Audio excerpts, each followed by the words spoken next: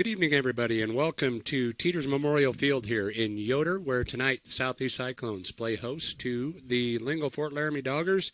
It is time for CWAC Game of the Week football. Glad to be joined tonight by Chris Jenkins, Ryan Caith, Kyler Clark. Glad to have you on board with us. A pivotal contest tonight when we think about the home stretch of the football season here, week number 6, and a good one here tonight. Pits the 5-0 Lingle-Fort Laramie Doggers against the 4-1 Southeast Cyclones. And Chris, when these two teams get together, it's always a battle, always entertaining. Oh, yeah, it's a very good rivalry, been going on for years. And, yeah, it's always a great game. And, this is going to go a long way deciding seedings for the playoffs this year. So a little bit of a break for these two teams and seeing one another as Lingle played in that 6-man division for a couple of years. Mm-hmm. So promising contest here tonight, and one that I think should be very entertaining for our listeners. It would not be possible to bring these broadcasts your way without the outstanding group of supporters that we have, sponsors of these football games. So we are going to send it back to the studio. We're going to take a 1-minute timeout. When we come back, a little bit more pregame information for you on the other side of this 1-minute break. This is Wade Brew, Market President with Pinnacle Bank.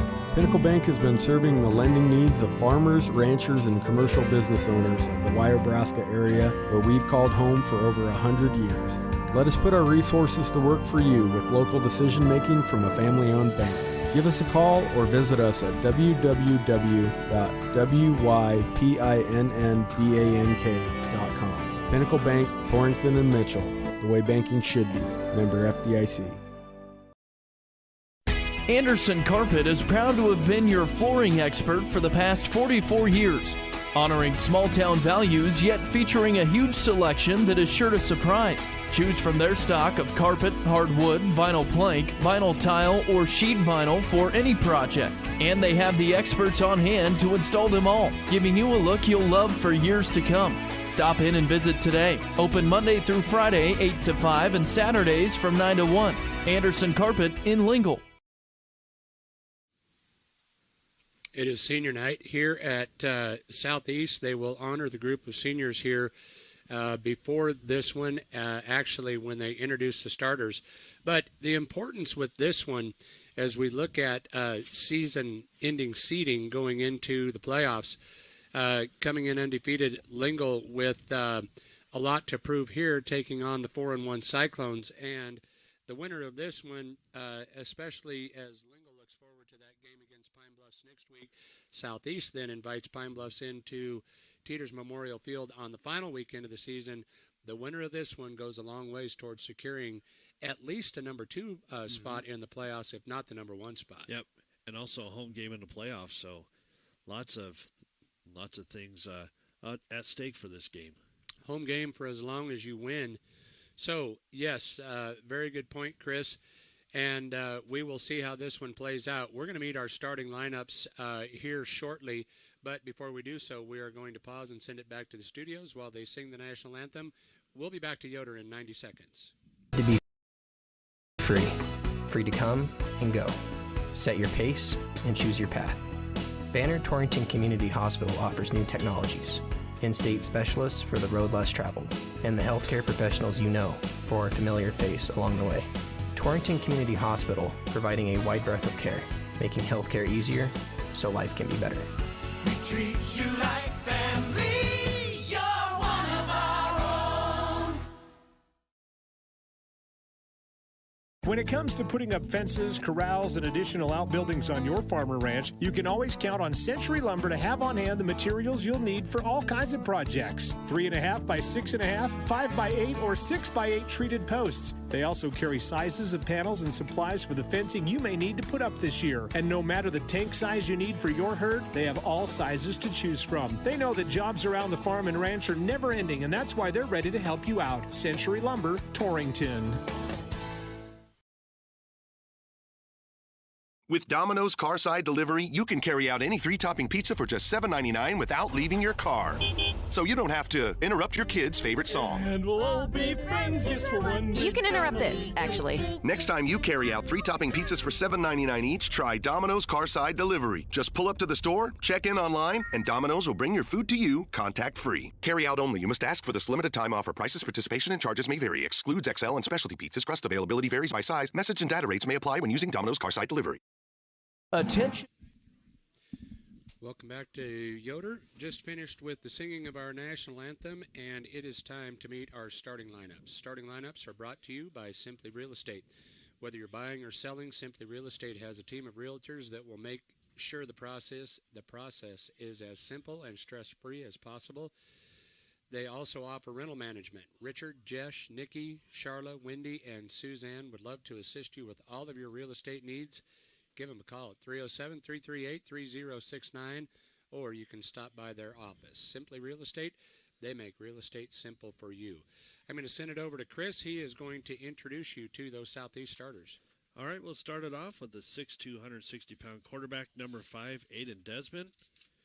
Running back, number 4, 5'10", 165-pound senior, Austin Short.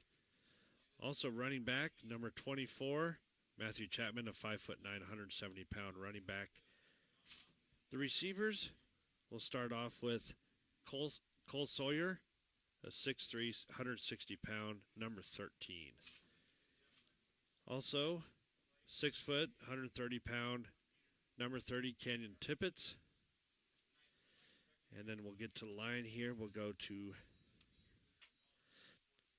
a 5'10", 200-pound guard, number 55, Emmett Coxville. Then we have 6 foot 3, 185-pound guard, Tegan Thompson. At center, 5'10", 255-pound, number 62, Alex McIntyre. And also, I forgot tight end, 5'9", 135-pound, Liam Haas. Number 33, coaches are Mark Bullington, Sean Burkhart, Todd Warner, and Aaron Waglin. Let's send it to Mac for the Lingle starters. Thank you very much, Chris.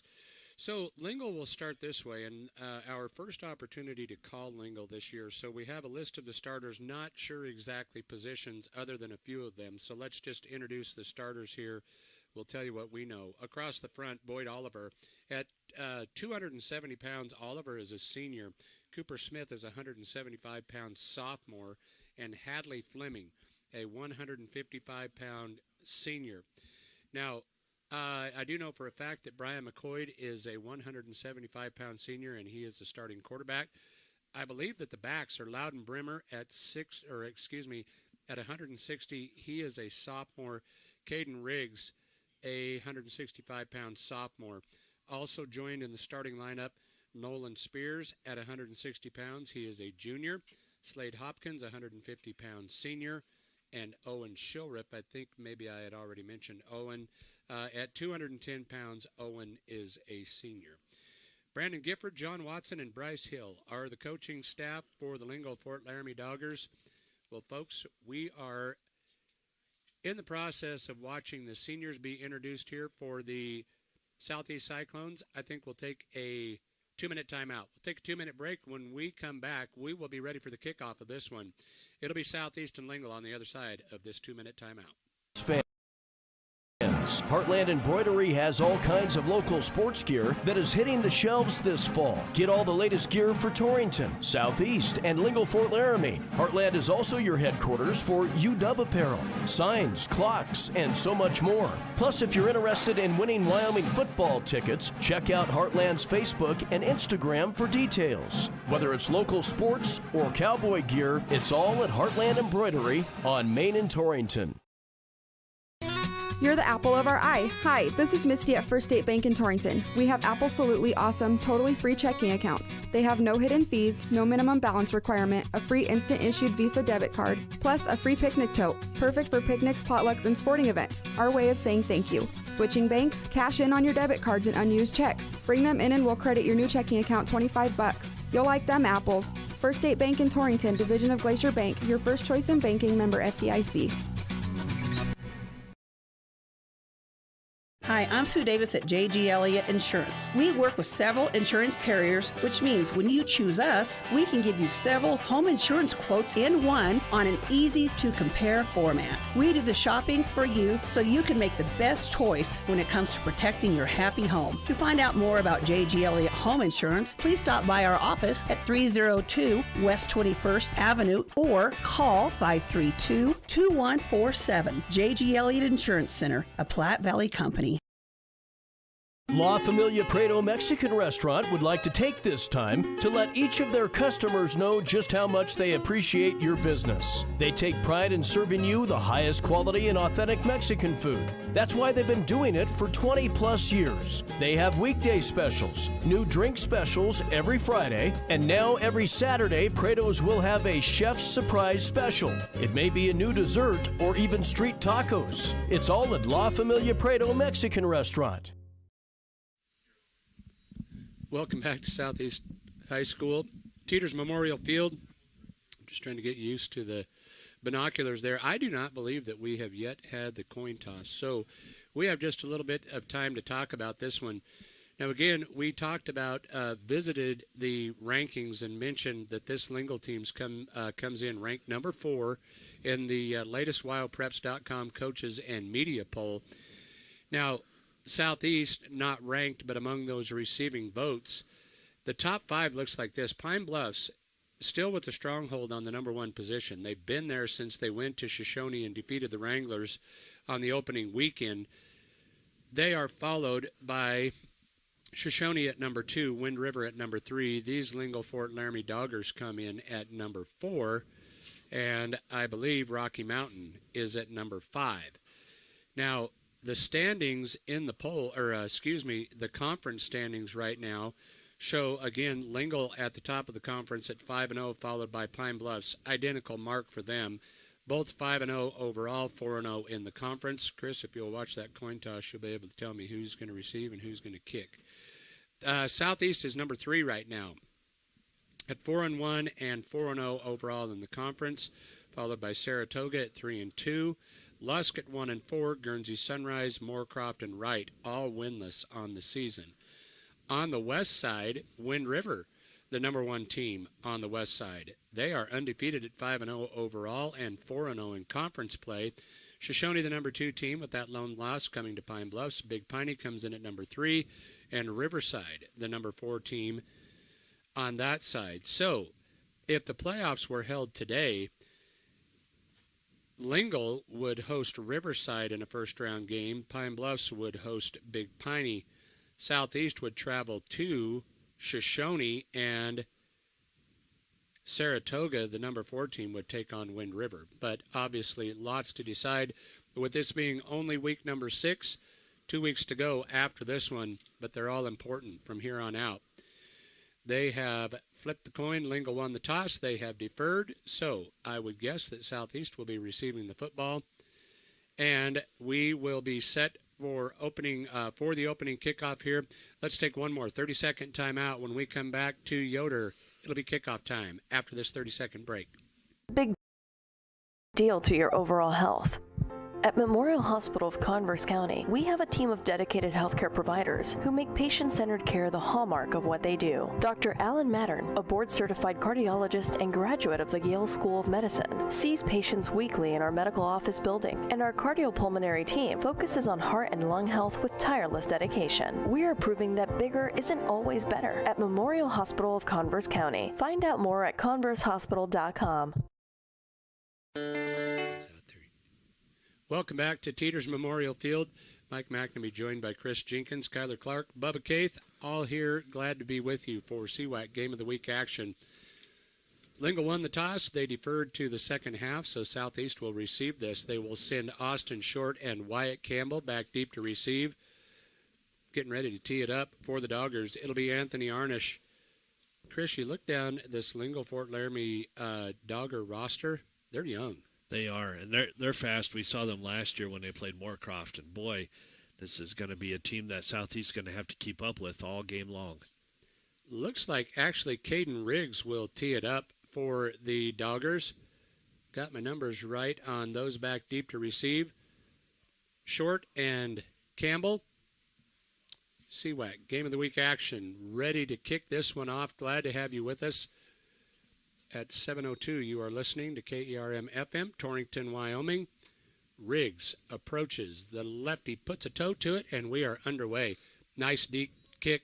Drives short back to the 13. Up the field he comes to the 20, trying to get outside, now given ground, and he's going to be run down. Bremer's going to tackle him inside the 20 at the 16-yard line. Short tried to get to the edge, and Bremer ran him down. So Southeast will start 1st and 10 from the 16-yard line, 17-yard line.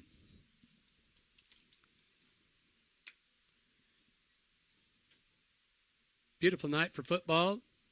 Temperatures in the low 50s, high 40s. Going to be pretty chilly by the time we finish this one up, but a great one to start here. They will turn and hand off to Campbell over the right side. Wyatt has room. He's out over the 20 to the 22. Nice pickup for Campbell on the first down carry. A gain of 6 and second down. And call it 5. We'll call it a gain of 5, 2nd and 5. Nice run by Campbell on that first down carry. I believe it was Campbell, or was it Chapman? I think it was Campbell. I think it was Campbell too there, Mac. Chapman's the deep back here. Campbell in the slot as the blocking back. Chapman will get the carry here out over the 25. A gain of a couple will bring up 3rd and manageable. We'll call it 3rd and 2. So Chapman picks up 3. And a 3rd and manageable here for the Cyclones.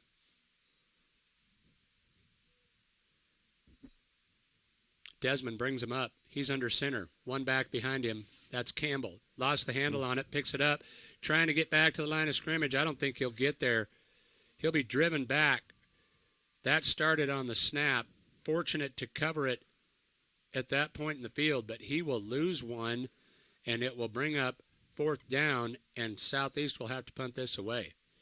Unfortunately, when you fumble that ball, you have to pick it up and try to make something out of it, and they were ready for that straight up the middle. That place on the field, you don't really want to have to right that situation, and it didn't work out very well for him. Short bangs it out of there.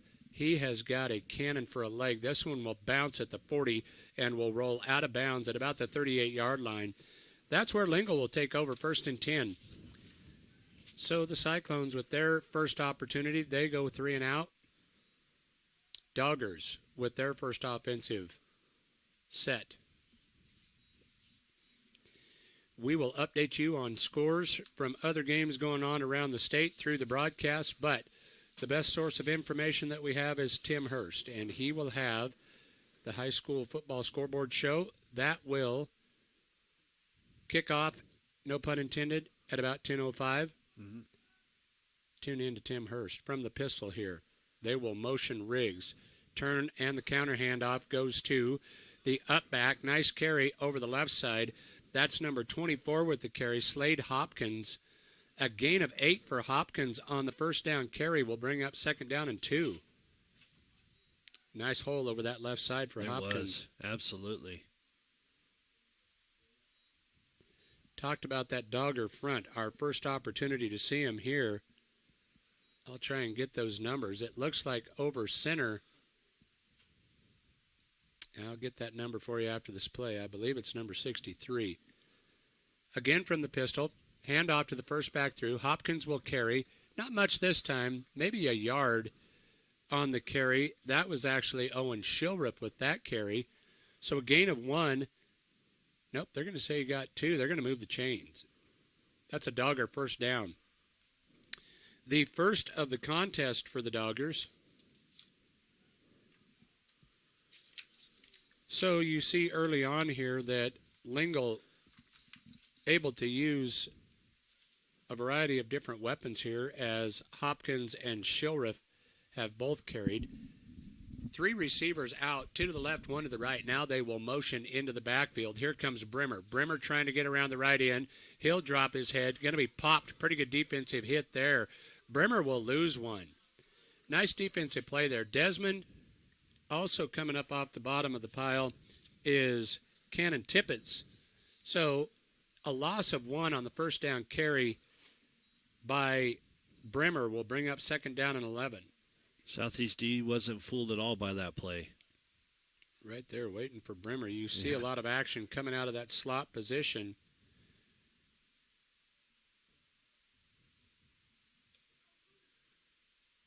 Second down and 11. McCoy once again from the pistol. One back beside him. That's Hopkins. Snap back. He wants to throw. McCoy looks left. Now he's flushed. Pumps it, drops it. I think the ball is loose. The ball is loose. They're on it. Southeast has covered it. Wyatt Campbell comes up with the loose ball. McCoy got popped pretty good over there. I'm not sure who got to him, if that was Tegan Thompson, but the ball came loose and Campbell covered it on the 43.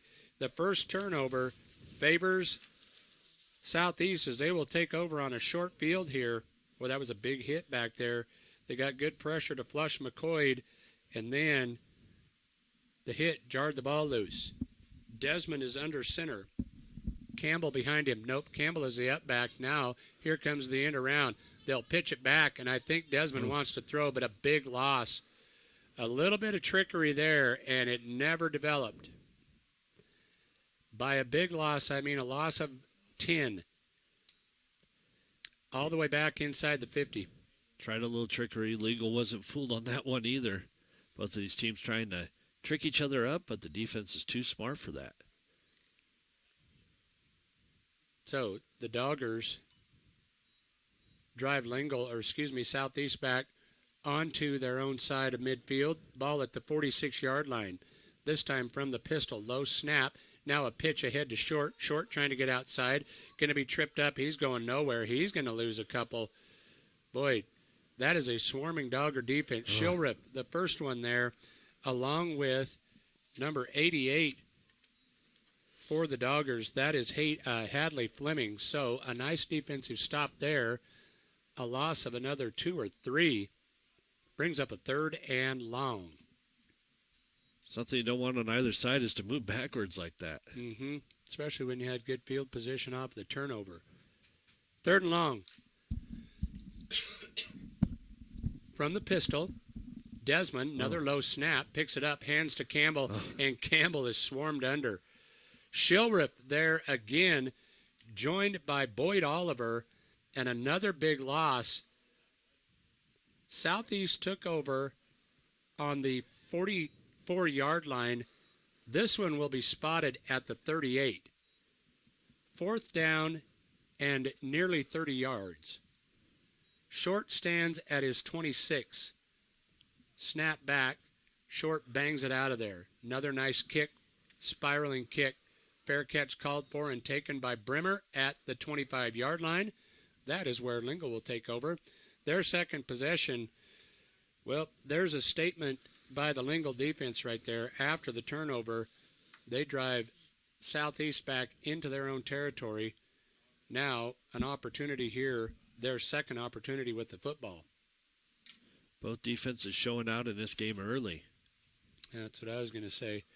A couple of fired up defenses here. One first down in the contest so far. We played 6 minutes here in the opening quarter.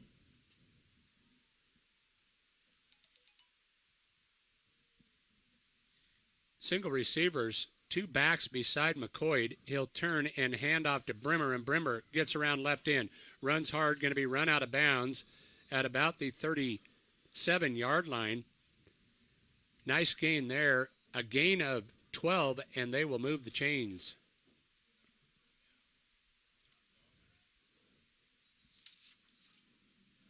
Second first down of the contest.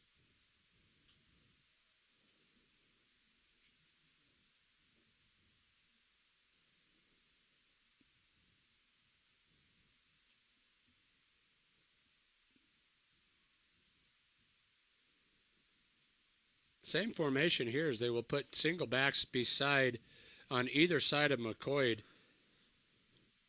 Single receivers in the formation. Fake the handoff. He wants to throw. Down the field he goes. He's got a receiver, but he overthrows the intended receiver. He wanted Nolan Spears out there, but overthrew him. That'll bring up second down and 10. That was a home run ball. Yeah, it was just way too far on that throw. Just a step or two in front of him. Interesting score from down at Burns. Burns in a battle down there with number 2 ranked Tongue River. They trailed 13-7 starting the third quarter in that one, so maybe a little closer than some thought that one would be. Yeah, absolutely. Yeah. 3 receivers split left, 1 to the right. Single back beside McCoy in the pistol. Takes a snap, hands off, first back through, the only back through. Nice gap over the right side, but a flag flies. Still on his feet, crossing midfield, but I got an idea this one's coming back. That was Hopkins with the carry, but that one would indicate a hold.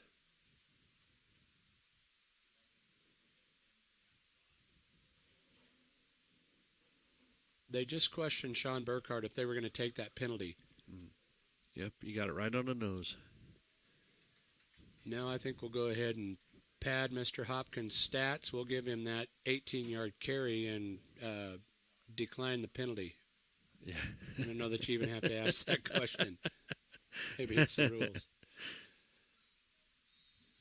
So the penalty negates the big run, moves the ball back inside the 30, back to the 27, where they just about where they started this drive. First down, 20 for the Doggers. Out over center, Boyd Oliver. McCoy with Hopkins to his right. Trips to the left, 1 to the right, throws to the left, and this one overthrown. He wanted, once again, Nolan Spears, but couldn't hook up with Spears, so that will bring up third down and long. Cyclones defense holding strong and bringing pressure right to McCoy.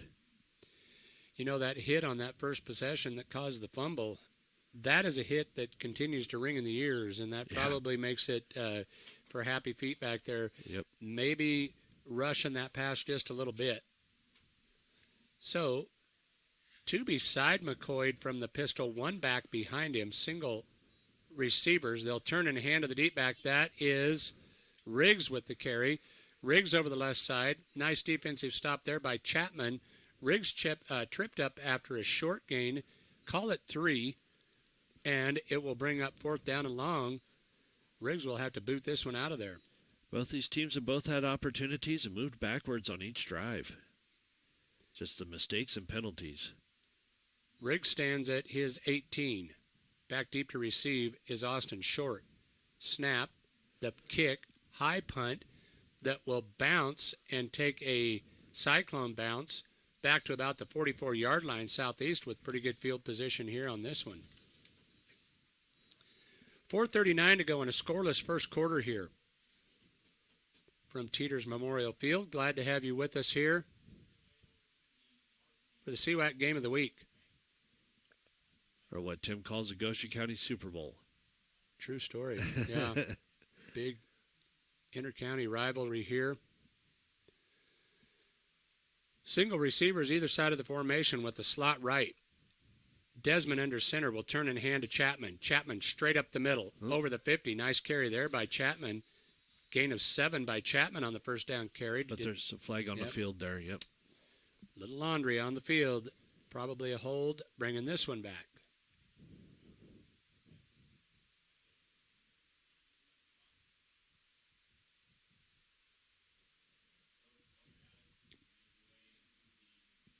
The officials talk it over.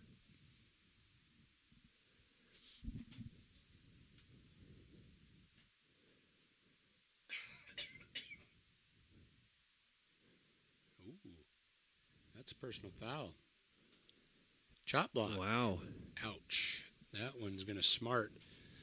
So the 7-yard first down carry is coming back, and that one is a big one. That's going way back. The 15-yard penalty moves it back to the 30-yard line. First and a fair piece for the Cyclones. Still looking for their first down of the contest. Once again, the mistakes and penalties moves that drive. Continuing on back. Not something you want to see by either team. Nope.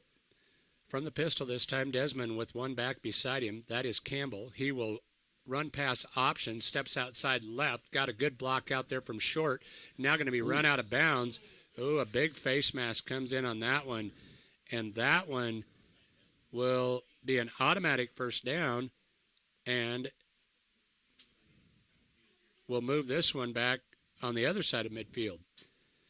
Yeah, he grabbed that face mask and jerked it pretty good on the sideline. Well, if you're going to grab it, I mean, make it count. Yeah, and he made it count.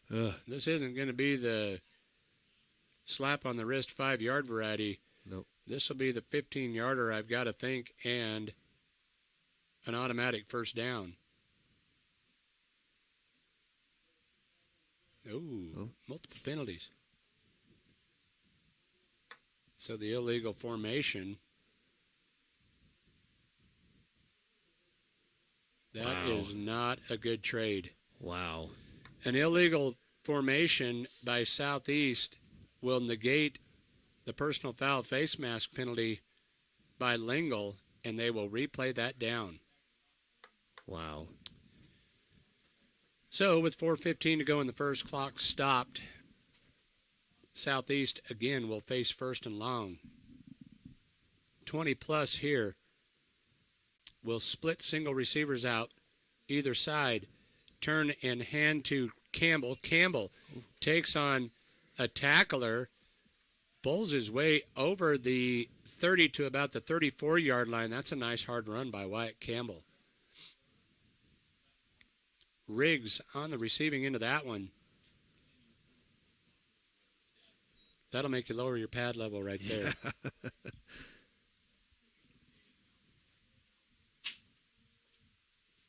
Second down, still call it 20. Campbell, the lone back, behind Desmond, who is under center. Desmond turns and hands to Campbell. Campbell left side this time. Pops it outside, crosses the 40, now run out of bounds at the 41-yard line. So Campbell with back-to-back nice runs here. Gain of about 6 on that carry, we'll say, brings up third down and 14. Once again, Campbell lowers his pads to take that initial hit, gains a few more yards off of that hit. Cooper Faber out there to run him out of bounds. Third and long. Passing situation for the Cyclones. From the pistol, Desmond will fake the handoff, wants to throw. The lefty comes right back, flag flies. Campbell with the reception, on his feet and out over the 45 to about the 46, but I'm going to guess that that is another hold.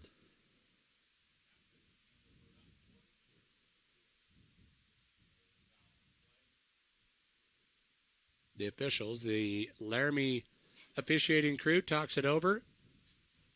Here comes the preliminary signal. Southeast is pointing towards Lingle.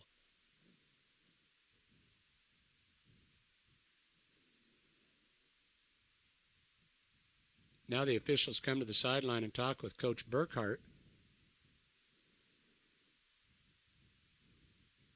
They're going to pick up the flag.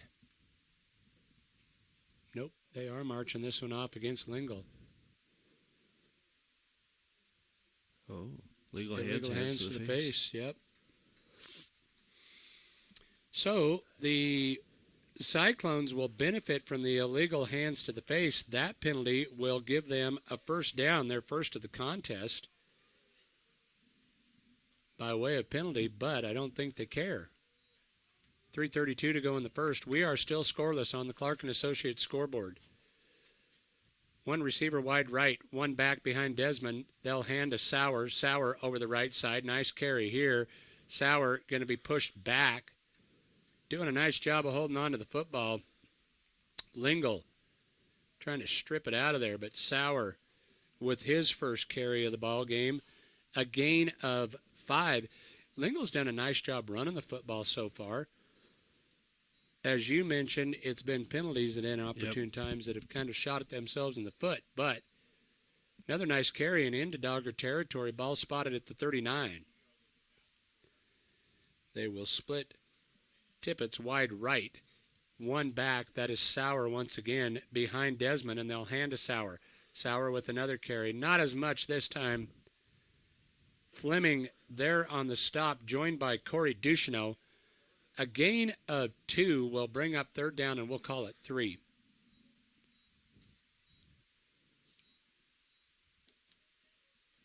See what Coach Bullington calls up for this play.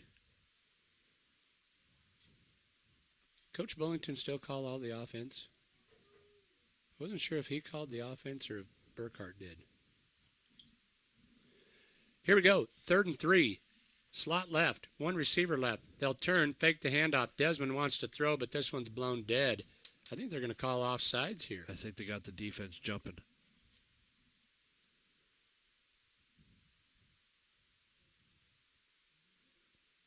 I thought they got the offense on this one. So a dead ball foul. They will move this one back.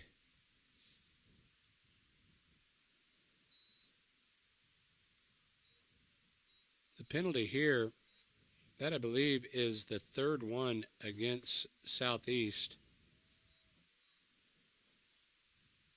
Lingle with a pair of them. 3rd and call it 8. Under center. Desmond fakes a handoff, wants to throw. Now he's flushed. On the run to the left. Throws the football down the field. He's got a receiver. It's caught. Chapman with it. At the 15, down to the 11-yard line. So that one all the way from I believe that one originated from the 44-yard line down inside the 15 down to the 12, a gain of 32 yards on that pitch and catch. That one was kept alive by Desmond's feet back there. Did a nice job avoiding the pressure. Absolutely.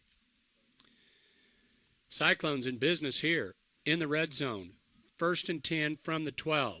Desmond takes the snap, fakes the handoff, going to take it himself, trying to get to the edge, to the 10, the 5, tries to cut it back up, but he'll be run out of bounds at the 5, but a nice carry there by Desmond. Great fake on that inside handoff to Campbell. So a gain of 7, we'll call it a gain of 6. 2nd down and 4 for the Cyclones. The ball spotted at about the 6-yard line. So they can get a 1st down at about the 2, but why would you? You get that close, stroll on into the end zone. Get it any way you can get it. Yep. Chapman will go to the slot right. Campbell behind Desmond, who is under center. Desmond will fake the handoff, wants to throw, rolls left, got one in the end zone. Touchdown! Austin Short. The 6-yard touchdown pass from Aiden Desmond with 34 seconds to go here in the opening quarter. Southeast draws first blood. That was a perfect pass. That was a beautiful out there. pass from Desmond to Short. Absolutely. Short, another touchdown on the. Now we saw on. him do it a couple times in the Lust game. Yep. Now on to attempt the point after. Out of the hold of Desmond. Snap is high. They lose the football. It's loose. Lingle will pick it up, but you can't advance it, so the PAT will fail. With 34 seconds to go in the first, Southeast leads at 6-0 on the Clark & Associates scoreboard. Let's take a 1-minute timeout. Be back to Yoder after this break. Tire invites you to stop in and let him show you what they have to offer when it comes to taking care of your vehicle. Be it a car or a truck, you can count on efficient and guaranteed workmanship from Mid-States Tire. Whether a simple oil change to making sure your brakes are in working order, and if new tires are called for, Dusty can get any major brand of tire. Call today at 532-TIRE. That's 532-8473. Mid-States Tire.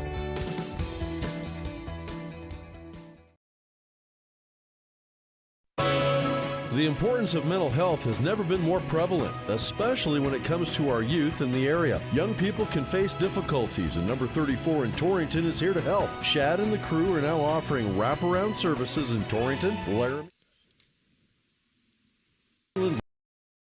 Lusk, and all towns in between. Number 34 wants you to reach your fullest potential, and they want to help you do just that. To learn more, call 532-0134.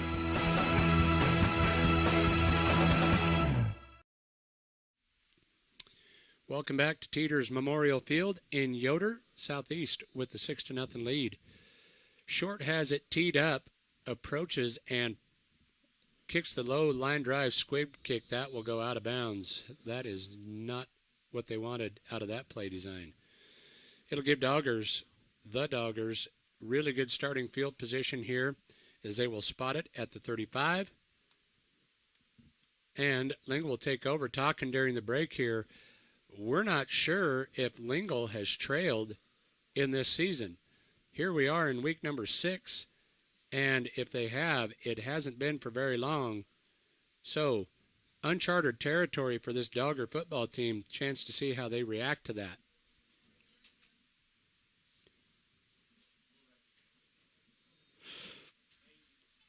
Doggers break the huddle. Ball spotted at the 44-yard line. Hopkins beside McCoy to his right. He'll send 3 receivers left, 1 to the right. From the pistol, McCoy wants to throw, now under pressure. Avoids 1, steps up, he's on the run. McCoy out over the 40. McCoy will have the first down as he is dropped as he crosses midfield all the way out to the 52-yard line. A gain of 13 yards on a broken play. A nice run there by the quarterback, Brian McCoy. A great way to use your legs when you're in trouble on one side. Just turn around and go to the other side. We were told that Tegan Thompson was banged up a little bit, but it looks like that front 3, including Thompson, Emmett Coxbill, they're doing a nice job of keeping some heat on McCoy back there. McCoy will pitch this time to Riggs, and Riggs is going to be chopped down. Short gain for Riggs on the first down carry. It will bring up 2nd down and 9 as Riggs will pick up 1, and we have come to the end of the first quarter. With 1 quarter in the book, Southeast leads at 6-0 on the Clark & Associates scoreboard. Let's take a 1-minute timeout. We'll be back for second quarter action after this break. Bloodhorn Lumber has a way for you to save big on the first Saturday of every month. And all you have to do is become a Rewards Program member. Stop in the store today and get enrolled. Then, the first Saturday of every month, when you shop at Bloodhorn Lumber, they'll take 10% off your entire purchase, no matter what it is. It's that easy. Become a Rewards Program member today. Stop in at Bloodhorn Lumber and sign up. Located at 219 West 21st Avenue. Pieper and Marsh Family Dentistry is now Platte River Family Dentistry. They're proud to welcome Dr. Lance Lucas to their practice. A Wheatland native, Dr. Lucas graduated from the University of Nebraska Medical Center College of Dentistry and is excited to get involved in the Torrington community. Dr. Lucas shares Platte River Family Dentistry's philosophy of providing patients with the highest quality of dental care in a gentle and efficient manner. Call Platte River Family Dentistry at 532-4448 or find them on Facebook. I bet you it's Aaron. Welcome back to Teeters Memorial Field in Yoder. Second quarter action just about to get underway here. Southeast leads at 6-0. McCoy wants to throw. Looks left, throws left. Home run ball here, and that's going to be tipped away at the last second. He had the intended receiver down there, had made a nice adjustment on the ball, Spears, but it was either dropped or tapped away by Short at the last second there, so an incomplete pass will bring up 3rd down, and we'll call it 9. So far, the Southeast secondary has done a pretty nice job. I don't think they have picked up a first down through the air. He's 0 for 3, isn't he? Yeah, he is. Yeah. 2 receivers to either side of the formation, 1 back beside McCoy. Now he will motion Brimmer. Counter handoff here to Hopkins. Hopkins bangs out over the left side. Going to be tripped up there by Campbell and Sauer. Hopkins with a gain of 4 will bring up 4th down and about 5. So decision time here for Coach Gifford. Ball on the on the Cyclone side of midfield at the 43. Probably not a lot to gain by a punt here. No. That is probably going to end up in a touchback situation, so it looks like they will go for it. I think that's the right call. 2 to the left, 1 to the right. 1 back beside McCoy. That is Hopkins.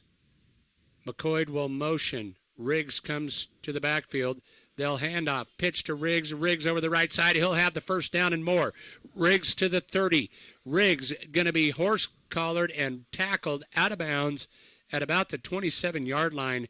There is a 17-yard pickup on a big 4th and 5. Mark that one as a big play in this one. Interesting design as they brought Riggs in motion from a wideout position, but pitched to him and then brought him back that same direction.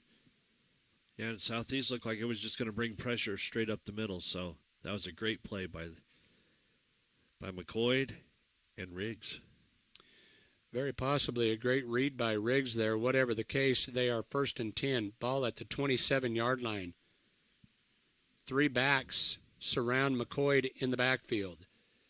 Now they will motion Brimmer out, turn and hand to to Riggs. Riggs around the left end, running hard, takes a pair of Cyclone tacklers, including Sauer and Campbell, to bring him down. But another nice carry there by Riggs. He runs hard, doesn't he? He does. It's hard to bring down. 7-yard pickup on the first down carry will bring up 2nd down and 3.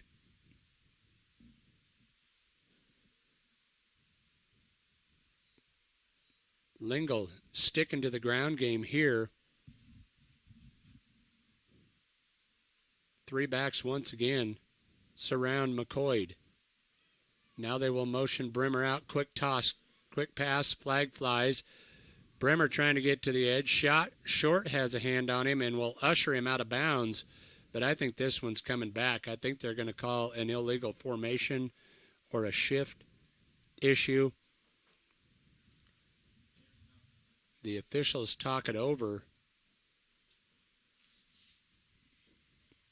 Unfortunate if that is the case, because it would be a dogger first down.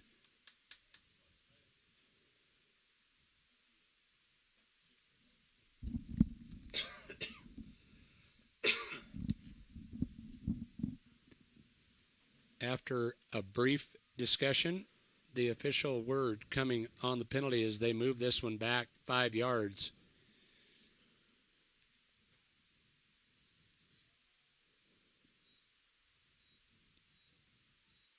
False start the call.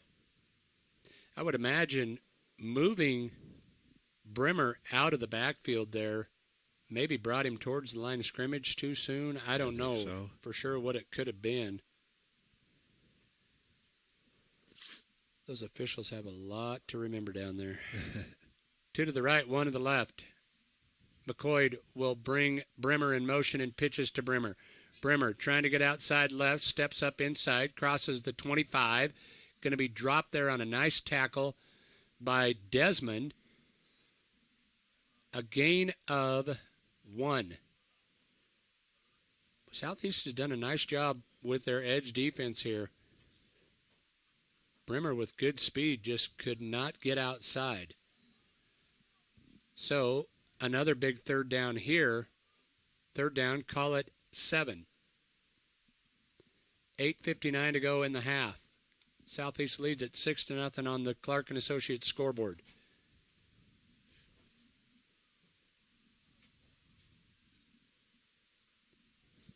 Two to the left, 1 to the right. From the pistol, snap back, McCoy wants to throw, looks across the middle, lobs to the end zone, it's caught! Touchdown! A beautiful pass on the receiving end of it, Nolan Spears.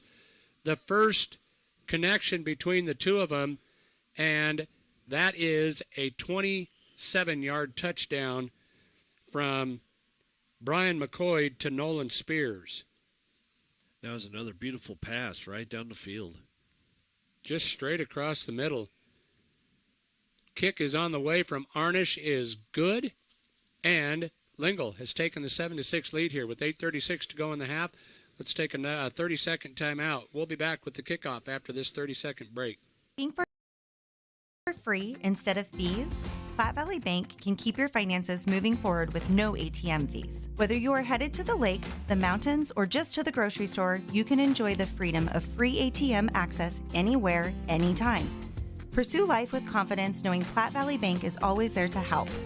Visit us today at www.pvbank.com. You belong here. Platte Valley Bank, member FDIC.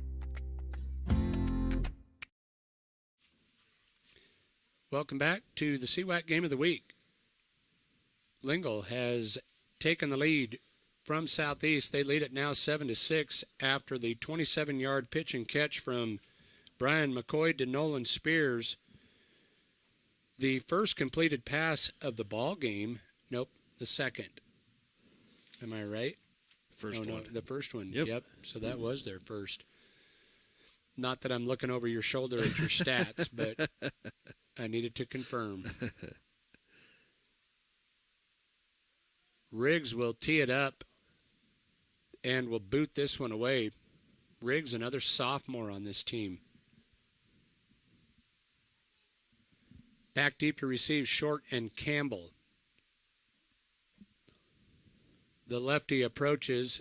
Low line drive kick will be fielded. Now Campbell has it bounce off his helmet, will pick it up, works over the 25 to the 30-yard line where the the Cyclones will start 1st and 10. Fortunate to cover that one as it doinked right off of Wyatt's helmet. It took a funky bounce when it got to him, and Wyatt had it come right off of his noggin, but able to recover and advance. 1st and 10. Southeast. Ball right at the 30. One back deep in the backfield. That's Short this time. Southeast has mixed that position up quite a bit. Desmond will turn and pitch to Short. Short working right side. He's going to be hemmed in and dropped. Loss on that carry. Nice defensive play there by Corey Ducheneau along with Caden Riggs. A loss of 3 will bring up 2nd down and 13. Short may request that he not be put in the backfield anymore. I think he's better at receiving the ball. Clock runs here, opening half of this one. Lots of interesting matchups going on around the Cowboy State. We will update you with that TD scoreboard update at the half. From the pistol, they will turn and hand to Campbell. Campbell around left end. Nice hold there. Wyatt with another nice carry. Wyatt's had a nice game. A gain of 10 on the carry will bring up 3rd down and a manageable 3 yards here. What is Wyatt up to, yardage-wise? He is at 21 yards on 5 carries. Had a couple of big tackles for loss there in that either that first or second series, but other than that, Campbell has been pretty productive from a tailback position. Desmond again in the pistol will motion Short across the formation. Going to look to pitch here, and he does so to Campbell. Campbell going to be pursued, but now gets around left end, going to be run out of bounds. Campbell will have enough for the 1st down. A gutsy pitch there by Desmond, a gain of 6 for Campbell. But Desmond was under some heat there as he pitched that one to Campbell. You always kind of hold your breath on that. Both of these defenses are pretty stingy on both sides of the ball. Some nice team speed. You know, the thing you've got to like about the CWAC is these teams making each other better week after week. You're going to play somebody that's pretty salty. A good one going here. Twin receivers stack right side. Desmond will turn and hand off to Campbell. Campbell going to be swarmed under and dropped. No gain on the carry. Got back to the line of scrimmage, but no more than that. So call it 2nd down and 10.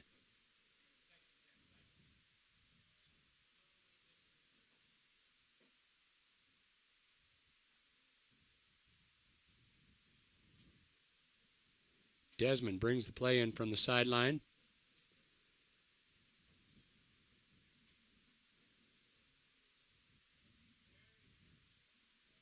Campbell, the lone back beside Desmond from the pistol. 2 receivers to the left. Handoff this time. Campbell's got more room, but he was stripped. The ball came loose, and Lingle's on it. That is the first turnover of the game. I'm not sure who reached out there and grabbed it, but coming up off of the turf with the fumble recovery is Corey Ducheneau. So after the first Cyclone turnover, the Doggers will take over in Cyclone territory at the 45. Like we said, for most of this first half, it's been mistakes and penalties, but both these teams starting to pick up steam, and you get that hand in there, you can strip that ball out quickly. One turnover apiece here. 3 receivers split to the left, 1 to the right. McCoy is in the pistol. Wants to throw, now flushed. He's under pressure, and down he goes. Ooh. I think they're going to say that he was down. He tried to throw the football, but he was in the grasp and was already down all the way back to the 45-yard line. So a 10-yard loss. Boy, Southeast has done a great job up front there. 63 for the Cyclones. Now it's Lance York. Lance York? Yep. 5'8" junior. I believe that was who got in there. So the 10-yard loss, actually a loss of 9, will make it 2nd down and 19. 5 minutes to go in the half. Lingle clings to a 1-point lead.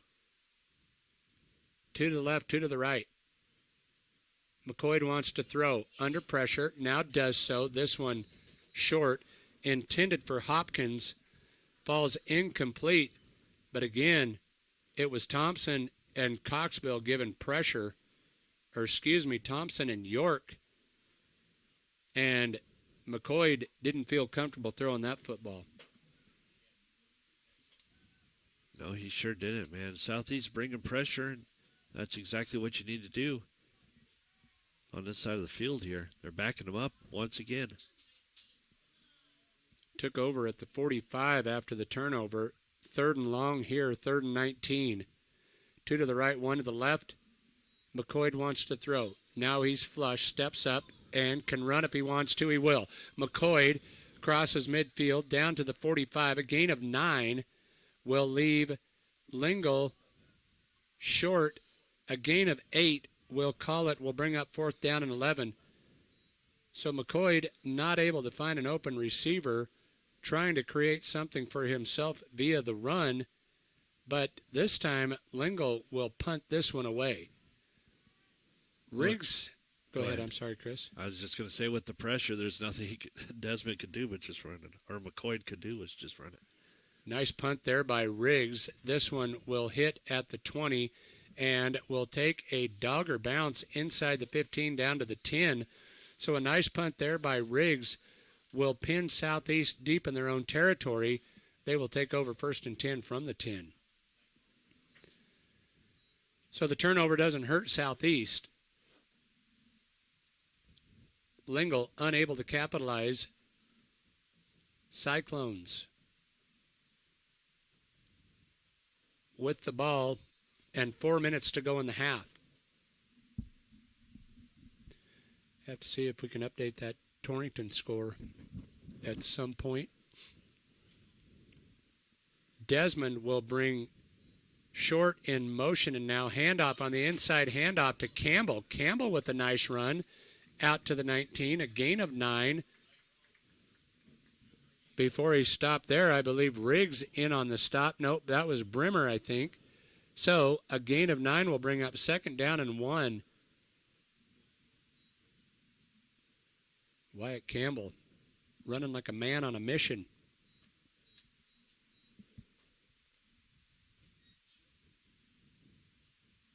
He is the lone back in the backfield beside Desmond. Now they will motion short, fake the inside handoff, counter handoff to Campbell. He'll have the 1st down as Campbell will carry out over the 20 to the 24, 23-yard line. A gain of 4 and a Cyclone 1st down. Their 3rd of the contest. Last update on that Torrington game in the 2nd quarter, Torrington 7, Glenrock nothing. Okay, thank you, Chris. Torrington trying to keep their playoff hopes alive. 1st and 10. This time Chapman in the backfield. They'll turn and hand to Chapman around left end, tripped up. Nice defensive play there. Coming up off of the turf, I believe that was Shilriff. Nope, it was not. It's Hadley Fleming who tripped up Chapman, a gain of maybe 2, and 2nd down and 8. I'm feeling generous. Why not give him 2? 2:35 to go. The clock runs. Campbell back in the backfield. They move Chapman to the slot right. Turn, fake that handoff. Desmond rolls left, throws. Home run ball down the field. He's got Sauer. Sauer hauls it in and is dropped there by Brimmer. Brimmer had fallen down in coverage, then slammed Sauer to the turf, but not before a nice gain on that pass from Desmond to Sauer and a first down for the Cyclones. What are you calling that one, Chris? Ooh, got to do some math here. Here comes that Southeast Education at work for you. I'll get back to you. 24? I couldn't remember where it originated from. We need a spotter. Kyler, are you interested? 1st and 10 Cyclones. Where'd Single Brian receiver go? right side. Pitch to the tailback here, and this one's blown dead. Timeout? They had called a timeout. We'll take one with them. Let's take a 30. We'll be back to Southeast to Yoder after this 30-second timeout. Center's team of board-certified physicians brings decades of combined experience in diagnosing, treating, and rehabilitating orthopedic conditions in their respective subspecialties. Whether we're working with children, senior citizens, or University of Wyoming athletes, we ensure our patients always receive compassionate, thorough, and effective care to restore quality of life. Visit us online at premierboneandjoint.com. Wherever you need us, we'll be there with 9 locations across Wyoming. Premier Bone and Joint Centers, worthy of Wyoming. Welcome back to Yoder, Teeters Memorial Field, the site of our Week 6 CWAC Game of the Week. Mike McNamee, Chris Jenkins, Kyler Clark, and Ryan Caith, all part of our crew here tonight. Glad to have you with us. This one's been entertaining. 1:53 to go in the half. Lingle leads it 7-6. Southeast on the move. Well, I was afraid when that play was blown dead that it was another penalty. We've seen that stall so many of these drives. Not the case. They got the timeout before the penalty, so it is 1st and 10 Cyclones. Stack receivers right side. Now they will motion Campbell out of the backfield. Desmond wants to throw. Does so. Ball to Short is tapped away. Nice defensive play there by Hopkins. Short had a step on him, but Hopkins unable to close, that was Nolan Spears. Spears able to close the gap and knock that one away. So the clock stops and will bring up 2nd down and 10. Once again, these defenses aren't giving points up easy this go-around. That's for sure. Never see much come easy in this battle between these two teams. This time they'll put single receivers on either side of the formation, slot right, and they'll hand off to Chapman. He'll follow that lead block. Tackled there after a short gain, trying to get over the right side. Cooper Smith in on the tackle, along with Corey Ducheneau. Gain of 2 brings up 3rd down and 8.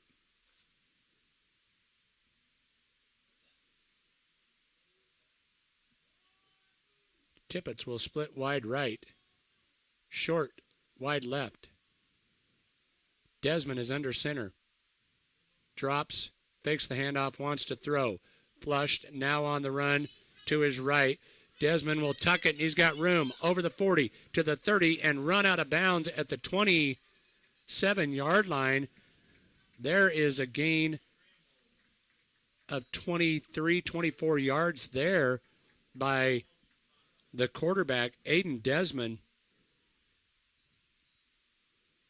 That was a good call. He had pressure on the right side, just took off on the left side. And I got that backwards. He went on the right side. This drive started at the 10 with 4 minutes. There's now under a minute to go in the half. 59 seconds to be exact. Southeast approaches the red zone now, an official's timeout. One of the Lingle players had to tie his shoes. That's what it looks like.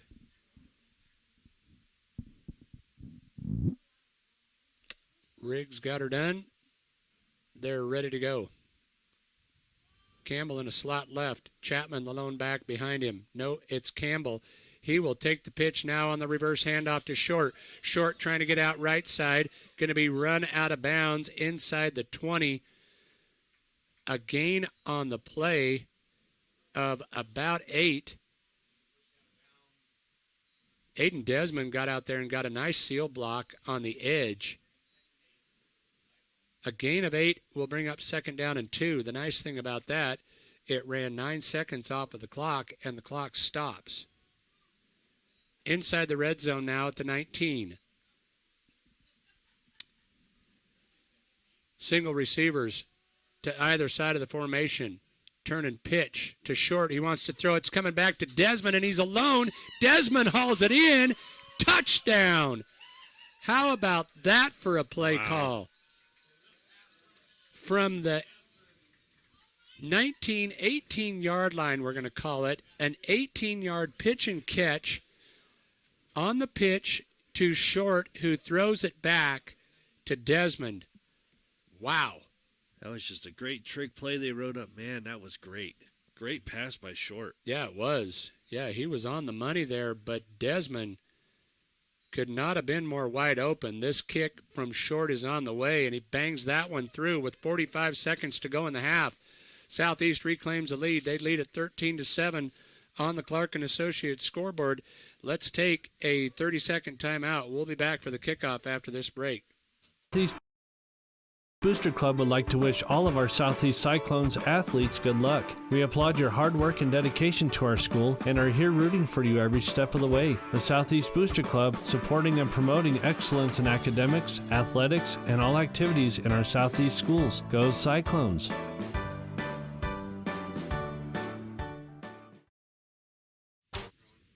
Welcome back to Yoder.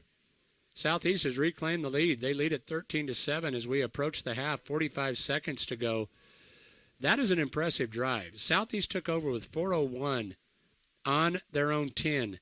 They drive 90 yards in 3 minutes and 15 seconds and punch it into the end zone on the Austin Short to Aiden Desmond throwback pass. Short kicks the PAT, and we are at 13-7. Short has it teed up. Brimmer and Riggs are back deep to receive.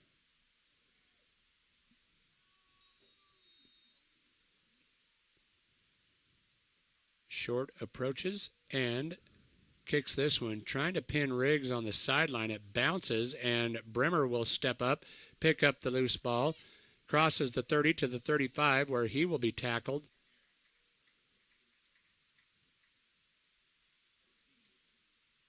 That one's coming in the direction of Riggs, and Brimmer stepped over in front of it. 1st and 10, 39 seconds to go in the half. So if you are Southeast, you probably alert that defensive secondary. Let's maybe play a little bit soft. Keep everything out in front of you. Keep a close eye on Nolan Spears, who splits wide left. They split a receiver wide right. Backs on both sides of McCoy. He'll turn inside handoff to Hopkins. Hopkins over the 40 to the 45. First down for the Doggers, and Hopkins is slammed to the turf. So that carry and a quick timeout taken by Lingle all the way out to the 47. We'll take one with them. 30-second timeout, and we'll be back to Yoder after this break. Proud radio sponsor of area athletes and the Wyoming Cowboys. We're your one source for your family's eye care needs. Eye exam, full service optical, contact lenses, eye diseases and injuries, surgical co-management. We use the latest in technology, not only in diagnosing your problem, but also in the products to fix it. Our helpful and friendly staff is just a phone call or click away. 532-4114 or TorringtonVisionSource.com, or like us on Facebook. Torrington Vision Source. Doctors Grant and Linda Jones, East M Street in Torrington. Mike McNamee, Chris Jenkins, Kyler Clark, and Ryan Caith, glad to have you with us for CWAC Game of the Week action. Southeast leads at 13-7 with 30 seconds to go here in the half. Chris, you've mentioned it several times. It's been a great defensive ball game. A couple of trick plays here and there that we've seen, and the most glaring of those, that throwback pass from Austin Short to Aiden Desmond to give Southeast the lead. Let's see if Lingle goes into their bag of tricks. McCoy wants to throw, now flush to his right. He's on the run. Thompson giving chase. McCoy will be ushered out of bounds as he crosses midfield to about the 47-yard line. Nice pursuit there. 22 seconds left as McCoy will pick up 6. We'll bring up 2nd down and 4. Once again, Southeast bringing pressure on the left side over there, forcing McCoy to run to the right, pick up as much yards as he can, get out of bounds to stop that clock. Yeah, we've talked about it, but that front three for the Cyclones has been active. Thompson, Coxbill, and York have done a nice job. Surely going to bring pressure here. McCoy stands at his own 48. Backs to either side will fake the handoff. Now the throwback to Bremer, and Bremer trying to outrun Chapman gets to the edge and is run out of bounds. Nice job defensively over there. With 15 seconds left in the half, it'll be a 1st down. That is a dangerous pass, as that is a lateral all day long there, a live football, but Bremer hauled it in and took the pass. A gain. What are you giving him there? Gain of 10. And a fresh set of downs here for the Doggers. Their 6th of the half. Now Lingle in a position here where they just about have to take a shot to the end zone. McCoy wants to throw. Does so, wants it all down the right side, a toss-up here, and overthrows the intended receiver. He wanted Riggs, but the pass too far for Riggs will bring up 2nd down and 10. Once again, like you were saying, Mac, the Southeast secondary playing back a little bit and made sure they had enough coverage on that play.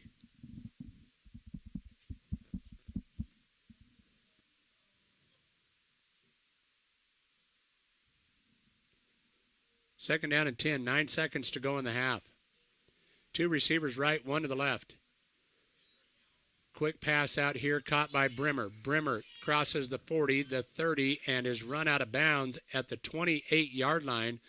So that will give, with 3 seconds left in the half, enough time for Lingle to run one more play. Another gain of 11 there for the Doggers. And we have come to the final play of the half.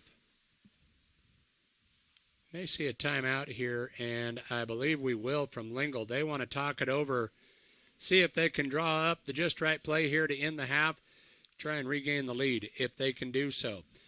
13-7 on the Clark & Associates scoreboard. We'll take a 30-second timeout and be back after this break. General Manager at Transwest Ford in Torrington. With new car inventories continuing to be low nationwide, now is the time our experienced staff can help you custom order the exact Ford you want. And remember, we buy pre-owned cars, trucks, and SUVs. Stop by, call, or visit our website for a free, no-obligation appraisal. 307-532-2114 or visit us online at twford.com. That's 532-2114 or twford.com. Transwest Ford, you've shopped the rest, now buy from the best. With 3 seconds to go in the half, Lingle takes the timeout. Going to see what they can draw up here. Time for a little sandlot. Should give Mark Bullington a call. That guy's got some great backyard football plays. He does, absolutely. That execution of that little throwback was perfect. But if I know Coach Gifford, he's got something up his sleeve. He'll send trips receivers left side, 2 to the right. They will put everybody in the formation. McCoy stands at the 33, and now another timeout going to be taken. I think Southeast will take this one. They saw that formation, and they called a quick timeout. So we'll take another 30. Chance for us to get some of our spots in. We'll be back to Yoder after this 30-second timeout. Stop in Lingle is under new ownership. Johanna Abernathy would like to welcome new owners Dave and Heather Saul. The Sauls will continue to offer the same great customer service that you have come to expect from Ty's Pit Stop. Robert and Johanna owned and operated Ty's Pit Stop for 17 years. On behalf of Robert, Johanna would like to thank each and every customer over the years. They truly appreciated your business and wishes Dave and Heather Saul all the best in their new endeavor. Welcome back to Southeast High School. 13-7, Southeast leads on the Clark and Associates scoreboard. 3 seconds to go in the half. Well, both teams have had their opportunity. They've taken a timeout. Lingle first to set the play. Southeast second to call their defense. Here we go. 6 receivers. 5 receivers will go into the formation. 3 to the left, 2 to the right. McCoy by himself in the backfield.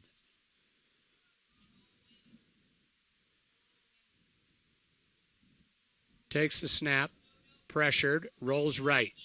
Under pressure, lobs towards the end zone. It's up for grabs, and it's knocked down. Pass will fall incomplete, and we have come to the half. Southeast will take a 13-7 lead to that halftime locker room. Let's take a 2-minute timeout. We'll take a 2-minute break. When we come back, we'll have Bank. We know that agriculture is more this 2-minute break. Way of life. With over 94 years of experience in serving Goshen County, we understand and value the ways of our local farmers and ranchers. Through the quality of banking services and lending relationships, we take the time to know our customer and learn their operation firsthand. Stop in today to meet with our friendly and experienced lending staff to discuss your agricultural business needs. We look forward to seeing you. Points West Community Bank, a new direction in banking. Equal housing lender, member FDIC. Our producers know that running a successful operation these days requires having reliable service and quality products. That's why you know you can trust the knowledgeable people at Westco to provide you sound agronomic advice, aerial application, bulk fuel, lubricants, propane, tires, and other essentials to keep your operation running smoothly. Our priority is helping you succeed. Call or visit your nearest Westco location today. Westco. Service, solutions, success. Westco's your best value through and through. Yo, Jake, what's up? Okay, Mom, on my way. Hey, girl, can you share your math notes? Whoa, that was close. When you get behind the wheel, give your phone to a passenger. Put it in the glove compartment. Just don't text and drive. The suspense won't kill you. Texting might. Between 2016 and 2020, nearly 1,800 people in Wyoming were injured in crashes involving a distracted driver. 53 died. Stop the texts, stop the wrecks. A message from WYDOT. This is Wade Brew, Market President with Pinnacle Bank. Pinnacle Bank has been serving the lending needs of farmers, ranchers, and commercial business owners in the Wyobraska area, where we've called home for over 100 years. Let us put our resources to work for you with local decision-making from a family-owned bank. Give us a call or visit us at www.wypinnbank.com. Pinnacle Bank, Torrington and Mitchell, the way banking should be. Member FDIC. Welcome back to Teeters Memorial Field in Yoder, the site of our CWAC Game of the Week. We are at the half. Southeast leads at 13-7 on the Clark and Associates scoreboard. Time for our halftime stats and numbers, brought to you by North Platte Physical Therapy. North Platte Physical Therapy is committed to keeping you at the top of your game on and off the field. Marnie and the crew are on the ball and ready to help you figure out what ails you and how to get you back to your best. North Platte Physical Therapy, where they provide quality professional care with a family-friendly atmosphere and always flexibility. Stop by and visit them at 1301 East M Street or give them a call at 532-5355. They sponsor our halftime stats. Here's a breakdown of the first half. Let's talk about the scoring first. Southeast got on the board first in the first period. Aiden Desmond connected with Austin Short on a 6-yard touchdown pass The PAT failed, so it was 6-0 at that point. Then in the second, it was Lingle getting on the board with Brian McCoy connecting with Nolan Spears, a 27-yard touchdown pass, followed by the Anthony Arnish point after, made it 7-6. But Southeast would come back and score again. With 45 seconds to go in the half, Austin Short took the pitch from Aiden Desmond and then threw it back to Desmond for the touchdown pass of 18 yards. Short banged the PAT through and made the score 13-7 at the half. Very even numbers here. 1 turnover apiece. First down's about the same. Lingle with 6, Southeast with 5. And the penalties, both teams penalized 3 times for a total of 25 yards. Now, Chris has an even more extensive set of numbers that I am going to send it over to him, and we will get additional stats from him. Here's Chris Jenkins. All right, let's start off with the Lingle Fort Laramie Doggers. Mainly rushing in this game, but we'll start off with passing for McCoy. He's 3 for 10, 38 yards, has a touchdown and a fumble so far in this game. In the rushing, it's been Bremer, 3 carries for 12 yards. We have Hopkins, 3 carries for 24 yards. Schlereth, 1 carry for 2 yards. Riggs, 4 carries for 28 yards. And McCoy, 3 carries for 27 yards. On the receiving end, Spears has 1 catch for 27 yards and a touchdown. And Bremer, 2 catches for 21 yards. Now for the Southeast Cyclones, for passing, Desmond is 3 of 4 for 62 yards and a touchdown. Short, 1 for 1, 18 yards and a passing touchdown as well. For rushing, Chapman is 3 carries for 7 yards. Campbell, 9 carries for 40 yards. Short has 4 carries for 9 yards. Desmond, 1 carry for 6 yards. Actually, check that. 2 carries for 30 yards. And Sawyer has 3 carries for 31 yards. For receiving, Short has 1 catch for 36 yards and a touchdown. And Desmond, 18 yards and a touchdown as well for receiving for the Southeast Cyclones. So those numbers confirm what my numbers confirmed. We've got a tight football game, and the numbers show it both ways. So some time here to take a 1-minute timeout. When we come back after this break, we will provide score updates from games going on around the Cowboy State here. We'll have the TD Real Estate score update after this 1-minute break.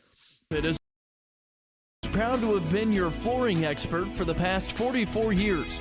Honoring small-town values, yet featuring a huge selection that is sure to surprise. Choose from their stock of carpet, hardwood, vinyl plank, vinyl tile, or sheet vinyl for any project. And they have the experts on hand to install them all, giving you a look you'll love for years to come. Stop in and visit today. Open Monday through Friday, 8 to 5, and Saturdays from 9 to 1.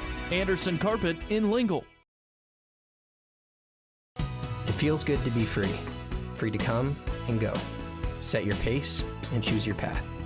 Banner Torrington Community Hospital offers new technologies, in-state specialists for the road less traveled, and the healthcare professionals you know for a familiar face along the way.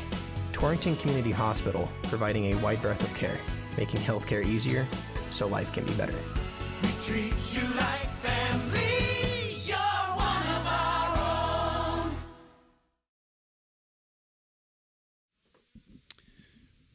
We are at the half, and an opportunity here for us to provide a score update sponsored by TD Real Estate.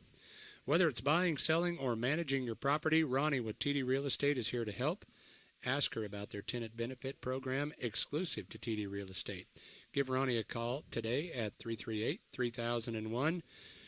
TD Real Estate sponsors our score update, and with that update, here's Chris Jenkins. All right. We're doing 1A 9 minutes, so let's start off there. Number 1, Pine Bluffs. It's over Saratoga in the third quarter, 50-12. In the third quarter, number 3, Wind River, 28, Grable, 8. Lusk over Moorcroft in the third quarter, 24-18. And in the fourth quarter, it's Rocky Mountain over Riverside, 20-14. And St. Stephen's at Wyoming Indian was canceled, and the Chiefs won by a forfeit win over St. Stephen's. Let's look at the 2A side over here. Number 3, Lyman beats Thermopolis 58-25. It's number 2, Tongue River 13, Burns 7 in the third quarter. At halftime, it's number 4, Bighorn 40 and Newcastle 19. In the fourth quarter, it's up to the Sundance beating Wheatland 24-7. Wow, what a game that is. In the second quarter, it's number 1 Lovell over Mountain View 12-0. And still in the second quarter, last update, Torrington 7, Glen Rock 0. So some interesting scores there, and maybe the most shocking of those that you mentioned, that Upton Sundance at Wheatland game. And to me, a surprising one also in that 2A ranks is that Burns and Tongue River game. Probably a lot closer than many thought that would be. So some good games going on. We will update or continue to update those games as we progress through the second half here, but we would encourage everybody to tune in at 10:05. Tim Hurst will have the Friday night scoreboard show where he will run down all of the scores from around the Cowboy State. Probably some volleyball updates mixed in with that as well. And again, that comes your way at 10:05. So 6 minutes to go here in the halftime break. We are going to take a break as well. We'll take a 6-minute timeout. We'll be back with second half action after this break. Corrals and additional outbuildings on your farm or ranch, you can always count on Century Lumber to have on hand the materials you'll need for all kinds of projects. 3.5 by 6.5, 5 by 8, or 6 by 8 treated posts. They also carry sizes of panels and supplies for the fencing you may need to put up this year. And no matter the tank size you need for your herd, they have all sizes to choose from. They know that jobs around the farm and ranch are never ending, and that's why they're ready to help you out. Century Lumber, Torrington. With Domino's Carside Delivery, you can carry out any 3-topping pizza for just $7.99 without leaving your car.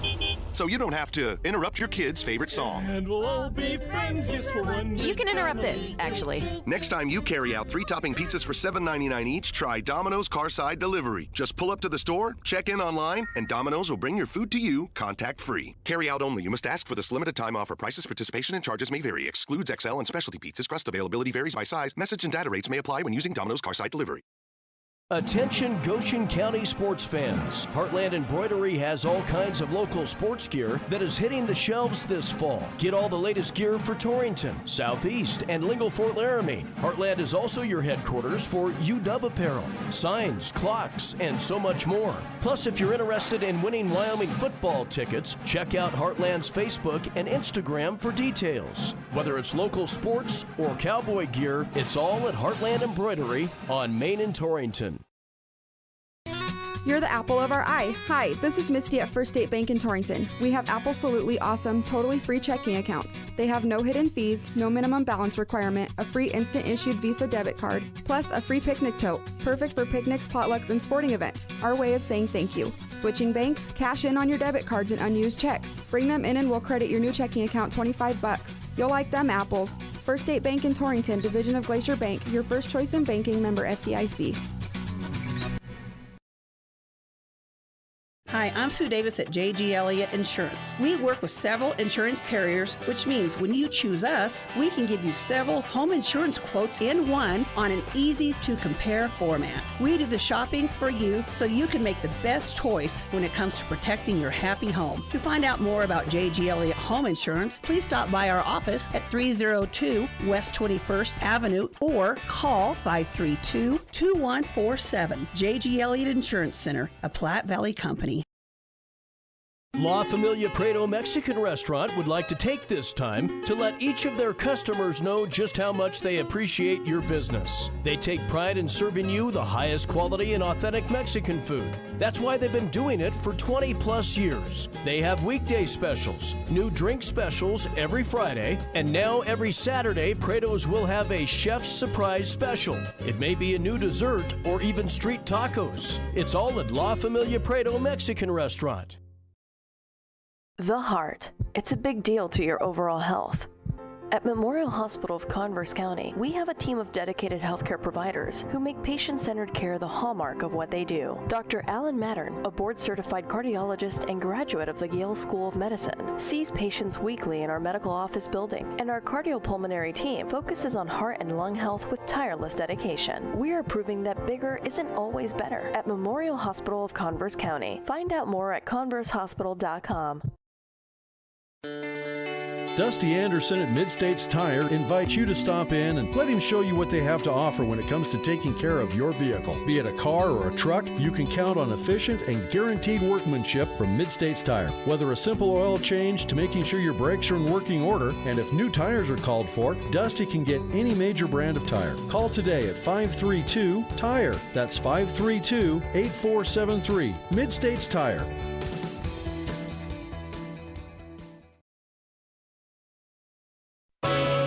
The importance of mental health has never been more prevalent, especially when it comes to our youth in the area. Young people can face difficulties, and number 34 in Torrington is here to help. Shad and the crew are now offering wraparound services in Torrington, Laramie, Cheyenne, Douglas, Wheatland, Lusk, and all towns in between. Number 34 wants you to reach your fullest potential, and they want to help you do just that. To learn more, call 532-0134.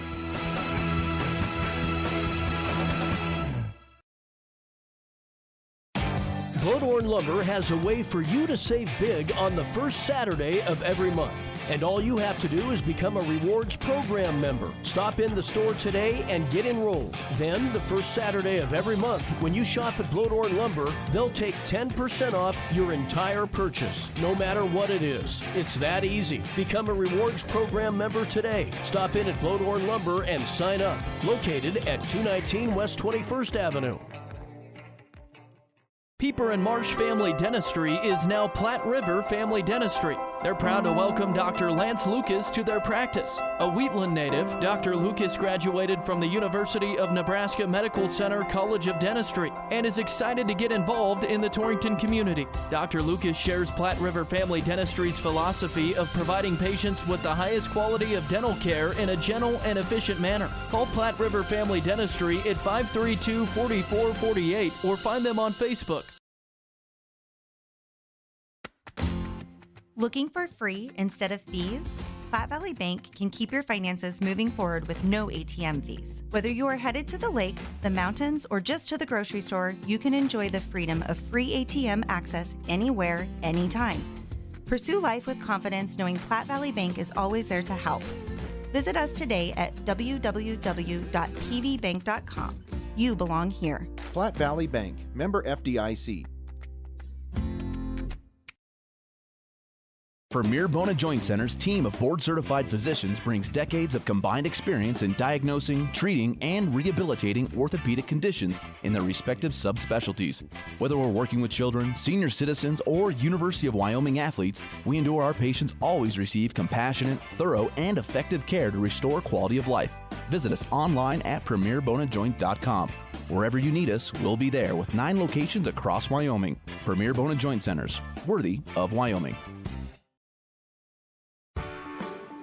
The Southeast Booster Club would like to wish all of our Southeast Cyclones athletes good luck. We applaud your hard work and dedication to our school and are here rooting for you every step of the way. The Southeast Booster Club, supporting and promoting excellence in academics, athletics, and all activities in our Southeast schools. Go Cyclones!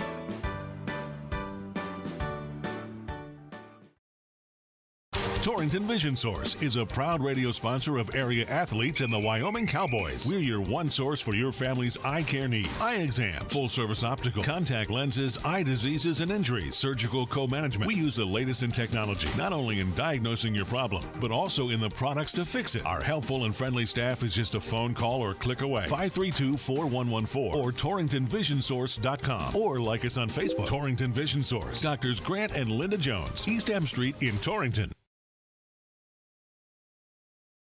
This is Al Maloney, General Manager at Transwest Ford in Torrington. With new car inventories continuing to be low nationwide, now is the time our experienced staff can help you custom order the exact Ford you want. And remember, we buy pre-owned cars, trucks, and SUVs. Stop by, call, or visit our website for a free, no-obligation appraisal. 307-532-2114 or visit us online at twford.com. That's 532-2114 or twford.com. Transwest Ford, you've shopped the rest, now buy from the best. Ty's Pit Stop in Lingle is under new ownership. Johanna Abernathy would like to welcome new owners Dave and Heather Saul. The Sauls will continue to offer the same great customer service that you have come to expect from Ty's Pit Stop. Robert and Johanna owned and operated Ty's Pit Stop for 17 years. On behalf of Robert, Johanna would like to thank each and every customer over the years. They truly appreciated your business and wishes Dave and Heather Saul all the best in their new endeavor.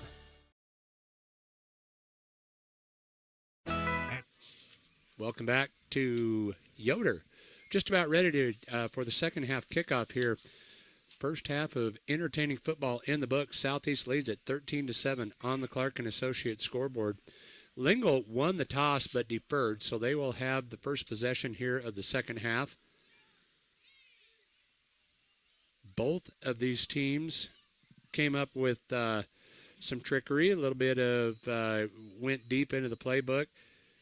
Time to see what kind of adjustments they come up with out of that halftime break and what they're able to do different here in the second half.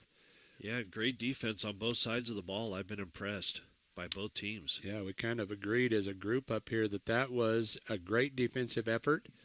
And Austin Short went over and had a bite at the Big Blue Barbecue. He is back out on the field, ready to tee this one up. Back deep to receive. Brimmer and Riggs. They stand at their own 20. Clock is set. Short gets the go-ahead, and we are underway here. Second half action. High end-over-end kick will bounce at the 30 and go out of bounds. So very close.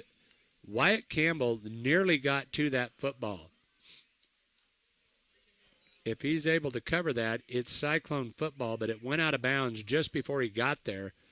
So the Doggers will put this in play at the 35. When it took a weird bounce there, I thought it was going to stay in bounds, but at the last second just decided to bounce right on the out-of-bounds line. Took a little bit too much left, didn't it? Yeah. First and 10, Doggers from the 35. McCoy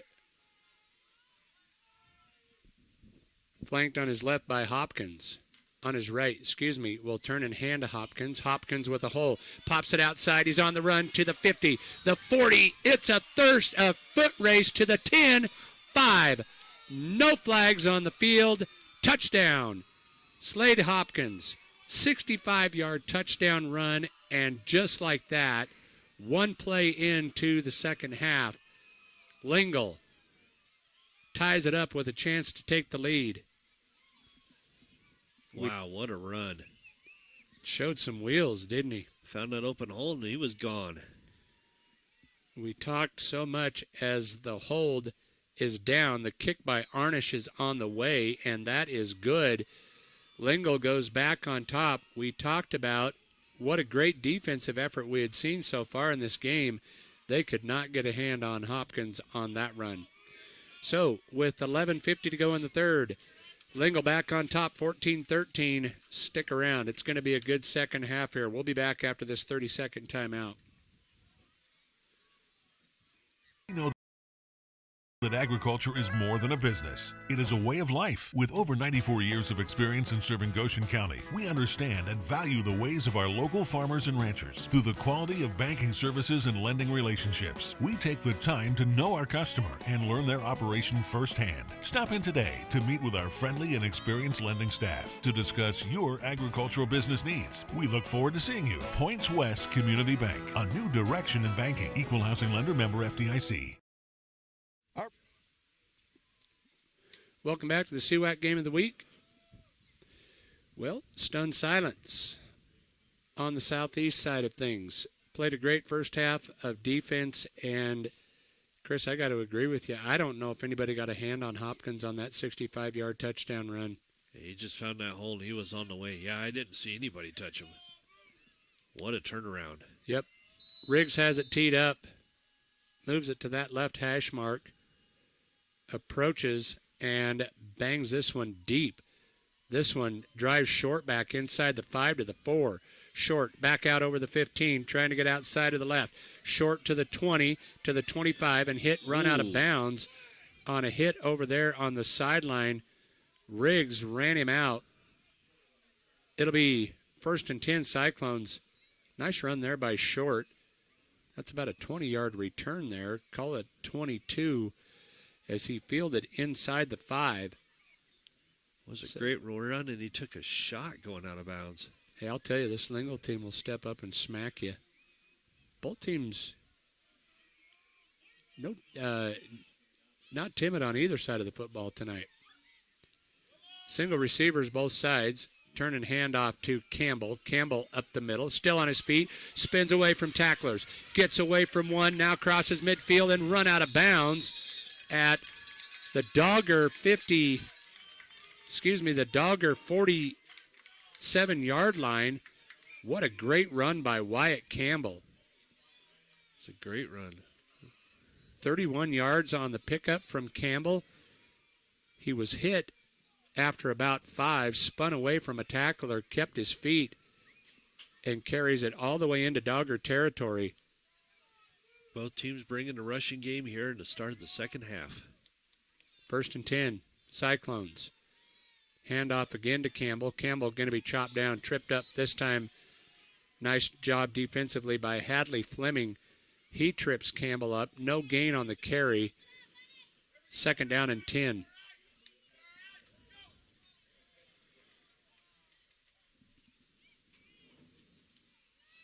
It's hot, then it's cold. It's all over the place up here. Yes, and it's no. I should write a song about it. Second and 10, Cyclones. Desmond from the pistol will turn and hand to Campbell, and Campbell over the left side. He's got a hole inside the 40 down to the 36-yard line. Campbell with another nice run following that left side of his offensive line. He will be, after a gain of 11, that is a Cyclone first down. Campbell, the workhorse here tonight. Well, the defenses have been aggressive. Let's make the offenses aggressive. They're sure pounding the rock down the field. Doing it on the ground. This is where Southeast has mixed in some timely play action pass. Desmond is in the pistol, now motion short. Turns, wants to throw, fakes right, throws left. He's got Campbell. Campbell hauls it in. Going to be tripped up. Nice open field tackle over there by Bremer, but not before. Campbell picks up 4 yards. Desmond with a great pass fake to the right side of the formation, comes back to Campbell on the left.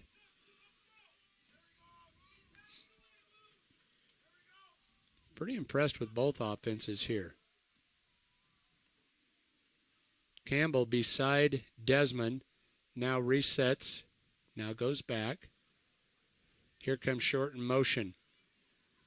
Fake that handoff. Desmond, design quarterback keeper, gets around left end, takes on a tackler. Bremer will roll him out of bounds at about the 31. So a gain of a couple will bring up third down, and let's call it a long 3, short 4 here.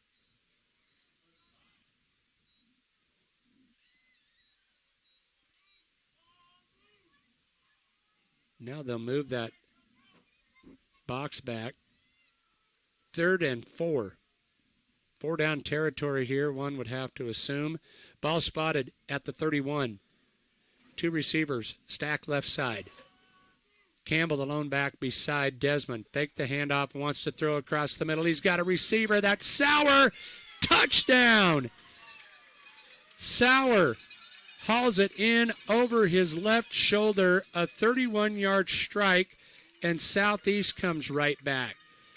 Cole Sauer, the 5'10 junior, on the receiving end of that Desmond pass. And with 8:46 to go in the half, Southeast back on top.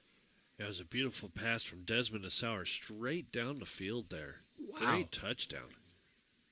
Perfect strike. Short for the point after. Snap, placement, kick, and it is good.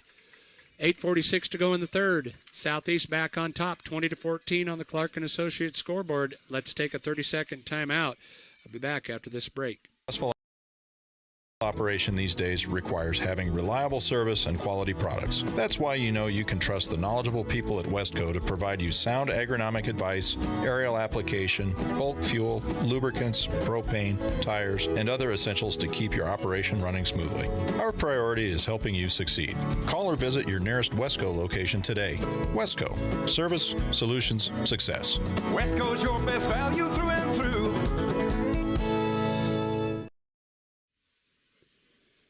I think this is what you call a seesaw battle. This is the Goshen County Super Bowl. It's going to be a great one. It's a dandy Wow. so far. 2 scores here early in the third quarter. Quick scores. Lingle with the long run. Southeast with a nice drive to answer. 20-14. Cyclones lead it. I love it. Both teams not afraid to be too aggressive. I mean, both teams running the ball coming out of the second half. And like you said, that little passing action right when you get that, the running to go full bore. Short puts the toe to it. This one will go out of bounds. They do not want to kick it deep there. They're going to make sure this one goes out at the 41. So that is where Lingle will take over. They have scouted that Dogger return core back there, and they do not want to put it in their hands. 14-0, you said on the Torrington game? Yep. Trailblazers lead Glenrock. That one has to be into the third. It's or in the third quarter, yep. Still in the third. Okay. So a battle there in Torrington. Doggers break the huddle. Send 2 receivers right, 1 to the left. McCoy from the pistol with Hopkins beside him. Will hand to Hopkins. Hopkins shifts, tries to step inside left side, but Tegan Thompson right there to trip him up. Short gain on first down. Call it second down and 8 after the 2-yard gain.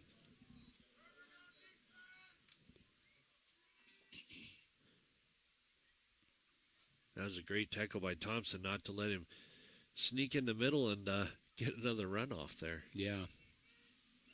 Yeah, after the big 65-yard scamper on the opening play of the second half. Won't be fooled again. 2 to the left, 1 to the right. Quick pass out here, and this one is incomplete. Wanted Brimmer on that quick pass out in the flat there. Overthrew him, so the incomplete pass will bring up 3rd down and 9. They want to try and get Brimmer the ball out there in space.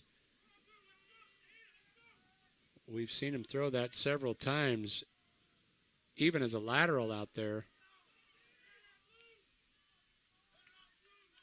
McCoy with Hopkins to his right. Stands in the pistol. From their own 57, McCoy going to be flushed on the run to his left now. Will tuck it, turn it upfield. He'll have the first as he crosses midfield and inside Cyclone territory to the 41-yard line. So McCoy going to do it with his legs there. Again, flushed out of the pocket. But when he made the decision to take off and run, plenty of green grass ahead of him. Yep. Seems to happen when you're bringing pressure to one side. They just find that just turn and go the other way. 1st and 10 Doggers from the Cyclone 40. This could very well turn into a game of who has the ball last. 2 backs beside McCoy, who stands at his 45. Takes a snap, inside handoff to Hopkins. Hopkins sidesteps 1 tackler, now going to be swarmed under after a gain of 3. Nice defensive pursuit there by several Cyclones over there. Last one off the pile was Wyatt Campbell. Now backing up an inch, bringing pressure on every play on the defense for the Cyclones. After the 3-yard gain, 2nd down and 7. Riggs splits wide right. Nolan Spears splits to the left. turn and fake the inside handoff. McCoy wants to pitch. Now he does. The ball's on the turf. They will cover it. Lingle will cover it. Brimmer doing a nice job. That pitch was dangerous, to say the least, as he was in the grasp and tries to pitch back to Brimmer. So a loss on the play of 4 will bring up 3rd down and 11. That play was dangerous from the first snap. Pressure on both sides from Southeast defense. Yeah. Big 3rd down here. Right. With backs beside McCoy. Takes the snap and wants to throw. Looks up. Is going to be tipped away and falls incomplete. Tipped and then went off of the fingertips of Riggs and is incomplete. Did I miss a flag? Nope, don't see one. Nope. So that will bring up 4th down. Looked like Riggs had a step on the defender back there. Nice recovery to tip that ball away.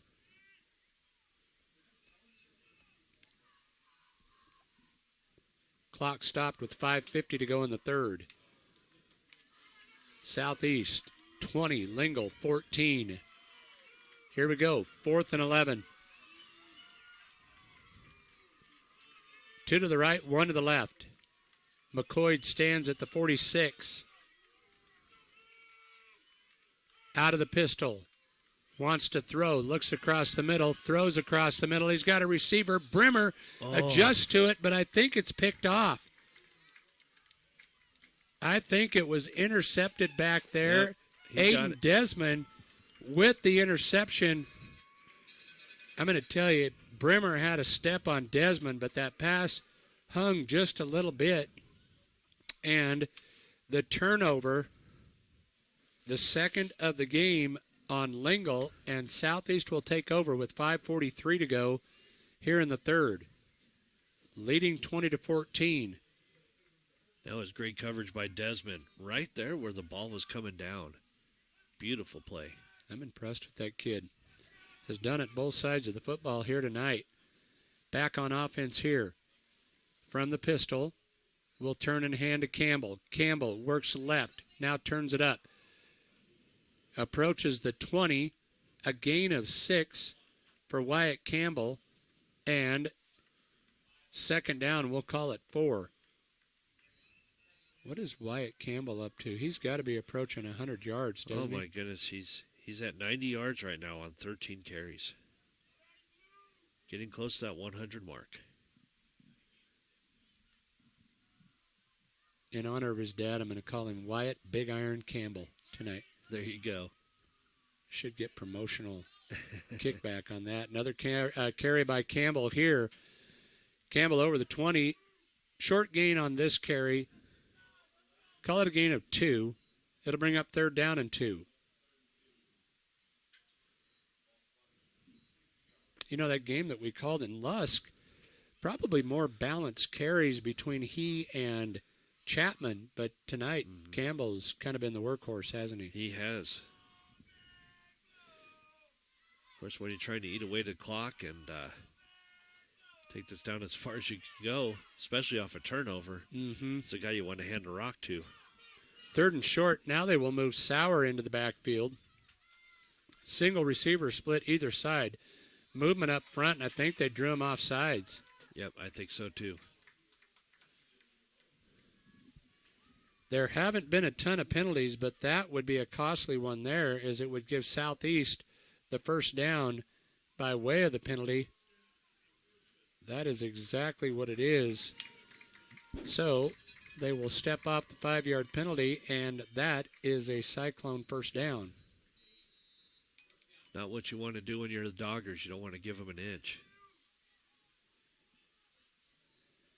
I can tell you this much. This game has been far more entertaining than the professional football game that they put on TV last night. Oh, my goodness. Wow. What a you horrible talk about game. A cure for insomnia. I'm a Broncos fan. I was ready for that game to be over. 1st and 10. Pitch here. Here comes the reverse. They'll fake it, and Campbell will keep it. Campbell trying to get outside. Can't do so as he's tripped up over on the right side, Riggs ran him down. They had run that reverse a couple of different times, but this time they fake it. Campbell will still pick up 3, but a nice job defensively out there by Caden Riggs. 2nd down and 7.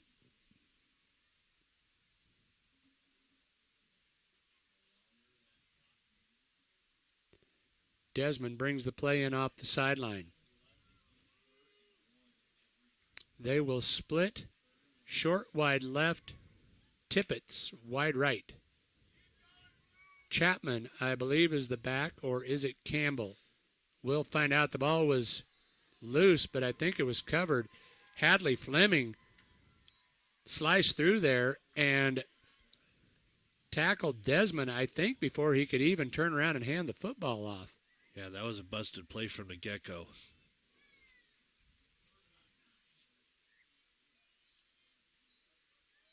So they'll give a couple back here, and we'll face 3rd and 9.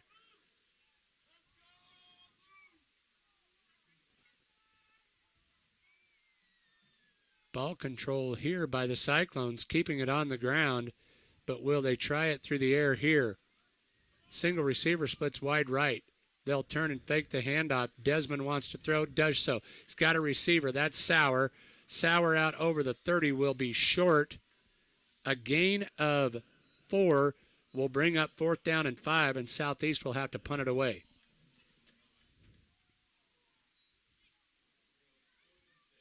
That play looked like they were just trying to get enough yards to try to make something happen, but stuffed right away by that Lingo Fort Laramie Dogger defense. Short stands at his 20 and will punt this out of there. Does so, a nice punt. Wow, bangs this one, hits at the 30 and takes a Cyclone bounce to the 20 and will roll dead inside the 17 at about the 16, call it the 17-yard line. That is a great punt, and Austin Short flips the field with 1:40 to go in the 3rd. Lingle back on the attack here from their own 17. Kid's got a Mauser back there, doesn't he? He does. Holy cow. Score updated is now Torrington 17, Glenrock nothing. Still in the 3rd quarter.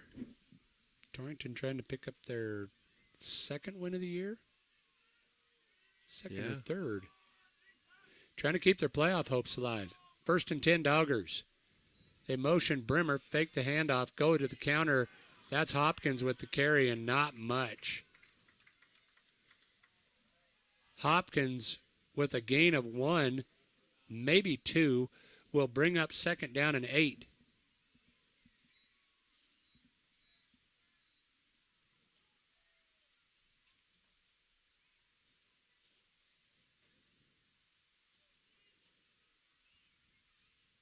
Again, next week's CWAC Game of the Week will be Lingle hosting Pine Bluffs. That's another big contest there with huge playoff implications.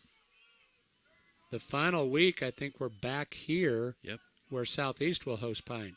3 great CWAC games coming up for you. Here's the throw. Quick out to Riggs. Riggs hauls it in, and he's on the run. Crosses the 25 out to about the 28, 29-yard line. And a nice pickup there should be enough for the 1st down. A gain of 10 and a Dogger 1st down.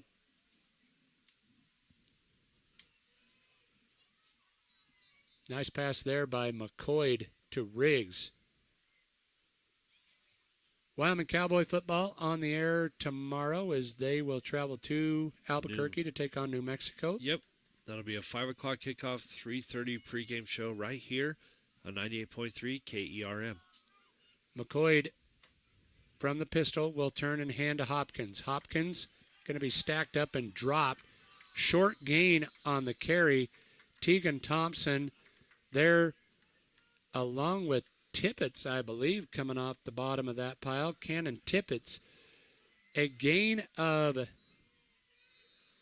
We're not even going to call it 1. No, call it a gain of 1.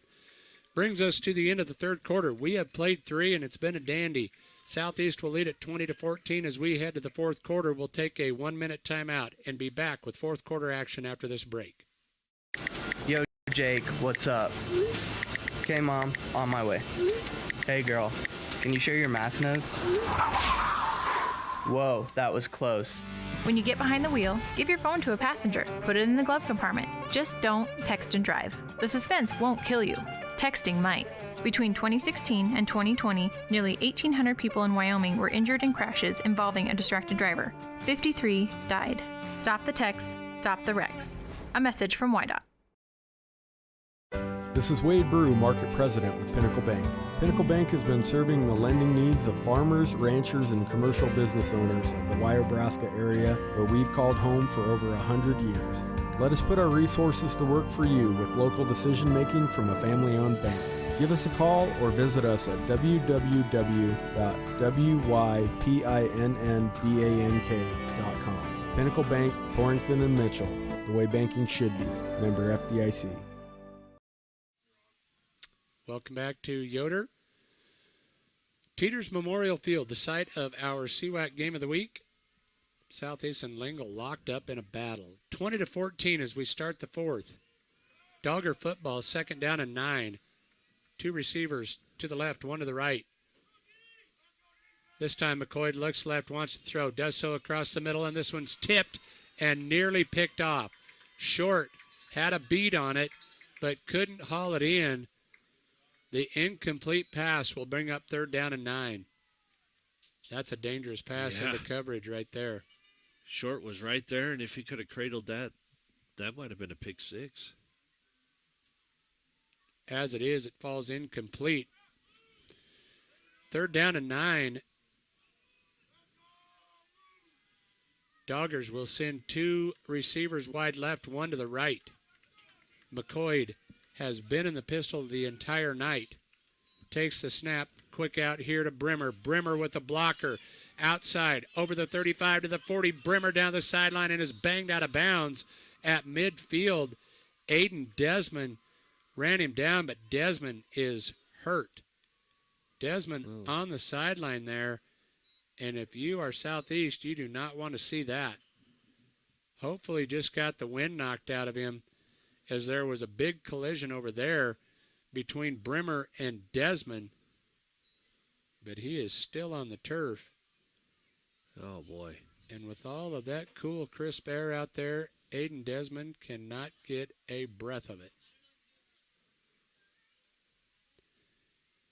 So, a big 3rd down completion there for the Doggers.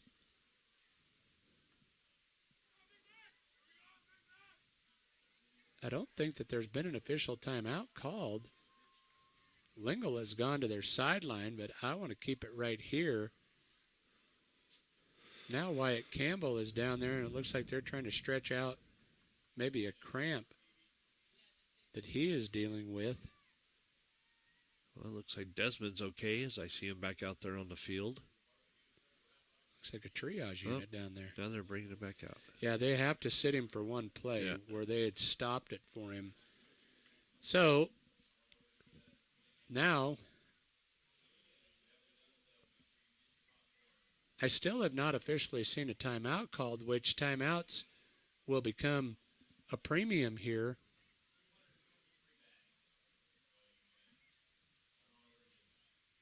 The officials have not wound the clock. Too late now for us to take a break. Probably should have seized the opportunity. Now he calls it. Took a little bit. Now we'll take one. Take a 30-second timeout. We'll be back to Yoder after this 30-second break. It is proud to have been your flooring expert for the past 44 years. Honoring small-town values, yet featuring a huge selection that is sure to surprise. Choose from their stock of carpet, hardwood, vinyl plank, vinyl tile, or sheet vinyl for any project. And they have the experts on hand to install them all, giving you a look you'll love for years to come. Stop in and visit today. Open Monday through Friday, 8 to 5, and Saturdays from 9 to 1. Anderson Carpet in Lingle. 17-0 in the third. That is the Torrington score that you just heard from Chris Jenkins. Other scores of games going on earlier, it was Tongue River defeating Burns. The final in that one was 13-7. Far closer game than I think anyone anticipated. Back to the action here. 1st and 10 Doggers after the nice reception by Bremer. Trips receivers right, one to the left. McCoy stands at the 45. Snap back, quick pass out. This time Riggs hauls it in. Steps by one defender. Up the field he goes. Crosses the 45 down to down to about the 43. Nice job by Riggs as he avoided the first pursuit and picks up 9 yards on that pitch and catch. So Lingle starting to pound the edge here a little bit.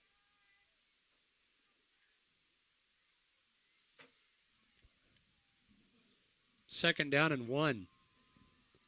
Clock runs with 11:11 to go in regulation. McCoy with Hopkins to his right. Sends 2 to the left and 1 to the right. Watch for the counter handoff right here. Snap back, and they will do just that. And Wyatt Campbell was watching for the counter handoff.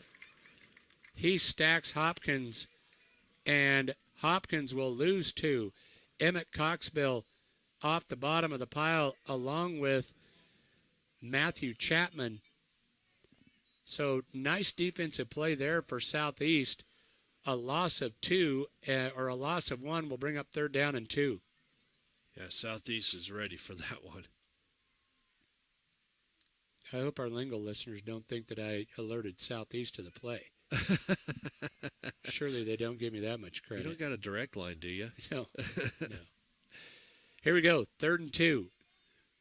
2 by 2 the set here. Movement up front, but now they will blow this one dead. Nice job on the hard count by McCoy. Gets Southeast to jump offside. According to my stats, these teams are identical in penalties. 4 penalties apiece for 30 yards apiece. Now, I think the disclaimer on that is those are very unofficial numbers. So the first down via the penalty, the 9th of the game for the Doggers. Now they will reset the offense, send trips receivers to the left. 1 back beside McCoy, 1 receiver right. McCoy looks right, wants to throw, now he's flushed. On the run, McCoy inside the 30, down to the 15. Down inside the 20 to the 17. A nice carry there from McCoy. And a big gain and another first down. This has been a nice answer drive here from Lingle. Well, like we figured at halftime, this is going to be back and forth all the way to the final whistle.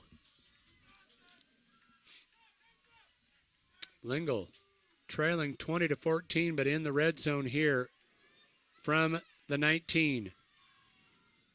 3 to the left, 1 to the right. McCoy wants to throw, flares it out. This one hauled in, on the run with it, inside the 10 to the 5 and tackled at the 2. That is Nolan Spears on the reception and the scamper. A 17-yard pitch and catch. The ball spotted, actually call it 18. They tackled him at the 1. 1st and goal, Doggers from the 1. 3 backs surround McCoy. They will hand to the deep back, Riggs to the goal line. Is he in? Touchdown, Doggers. Riggs with the 1-yard touchdown run. And the score tied again with 8:39 to go here in the 4th. Arnish is on for the point after. The snap, placement, kick is on the way, and it's good, and Lingle goes back on top, 21-20. On the Clark and Associates scoreboard, let's take a 30-second timeout. We'll be back for the kickoff after this break. Free to come and go. Set your pace and choose your path. Banner Torrington Community Hospital offers new technologies, in-state specialists for the road less traveled, and the healthcare professionals you know for a familiar face along the way. Torrington Community Hospital, providing a wide breadth of care, making healthcare easier so life can be better. We treat you like family. You're one of our own. Well, right now, with 8:39 to go in regulation of this one, the difference in this football game is a fumbled snap on the first score of the game. When Desmond had completed the touchdown pass to Short on the hold on the PAT, there was a fumble on it, and that has been the only difference. These two teams have been like two heavyweight fighters, standing there punching it out toe-to-toe. Right now, Lingle with the 1-point advantage with 8:39 to go. Every time Lingle has scored, Southeast has answered. Let's see if they have an answer to that. Caden Riggs' 1-yard touchdown run. Riggs has it teed up. Again, hash mark left. The lefty approaches and bangs it out of there. Low line drive kick hits one of the up guys, and it's covered by Thompson. Nice job. Johnny on the spot was Tegan Thompson. That's a hard one to cover because that one is like a fastball coming at you. It hit the back of Liam Haas. Did it? Yeah. Oh. It's a good thing Thompson was there. That would have been a turnover. Cyclones break the huddle. Good field position. They'll start at the 42. Desmond with Campbell behind him will turn and hand to Campbell, and Campbell is stopped. Slicing through there from the linebacker position was Hadley Fleming, and he will get the tackle, the 2-yard loss, actually a 4-yard loss. Ouch. That's not the start you want. No. That'll bring up 2nd down and 14. I think Fleming came from a linebacker spot to make that play. Single receivers either side of the formation. They show blitz again. Campbell takes the pitch, working left, trying to get outside, takes on tackler, is going to be run out of bounds back at about the 38, the 42, excuse me. So he got the yards on that sideline. Nope, and Lingo's starting to bring pressure themselves right up the middle, so throwing Southeast off a little bit.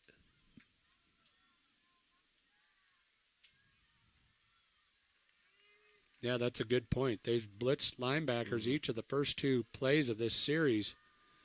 Let's see what they do here. Pretty obvious passing down. 3rd and 9. One to the right. They'll inside handoff, and going nowhere with it is Chapman. They brought him from the slot, and Chapman got maybe a couple, but that defensive front from Lingle is fired up right now. So a 3 and out here for Southeast. We'll see them squander pretty good field position. Short is the punter. Is this a place on the field you'd consider a fake? Short stands at his 33. Snap. Short bangs it out of there. Low kick, but takes a Cyclone bounce inside the 20. Still rolling inside the 10. And will be downed right at the 10-yard line. That's a nice kick. Yeah, for one that didn't look that special. No. Not pretty, but pretty effective. 7:03 to go. Dogger football from their own 10-yard line. Leading this one 21-20 on the Clark and Associates scoreboard.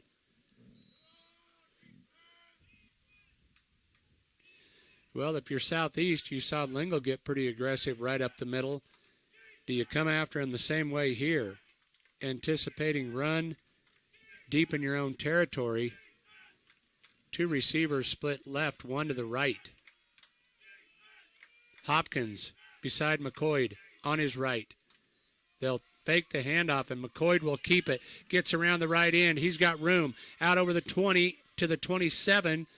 Tripped up there and stopped by Short, but a big gain of 17 yards on the carry by Brian McCoy and a first down. More importantly, a little bit of breathing room for Lingle. Boy, somebody got a nice seal block out there on that right end. Not sure why the clock had stopped. Now the officials are going to ask the same question. They are going to reset the game clock to 6:45.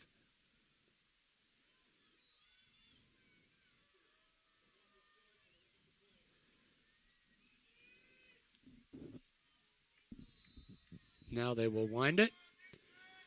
Same formation here. 3 to the left, 1 to the right. McCoy from the pistol. We've seen that quick flare-out pass from this formation. McCoy takes the snap, hands off inside, and a nice defensive stop there by Tegan Thompson. He'll stack Hopkins in the backfield. A loss of 2 on the first down carry will bring up second down and 12. Yeah, just like the first half. And part of the second half, they start to bring pressure, knowing that it's going to be a run. So we'll see what the Southeast Cyclones defense does here. Second down and 12. McCoy with the quick flare out this time. He's got Spears, and Spears gets away. Spears to the 40, the 50, the 40. It's a foot race. Can Campbell run him down? Spears will be run out inside the 20. Campbell doing a nice job of pursuit there. But the big part of that play was the missed tackle right after the reception by Spears. And that is a big play all the way down to the 15. Wow.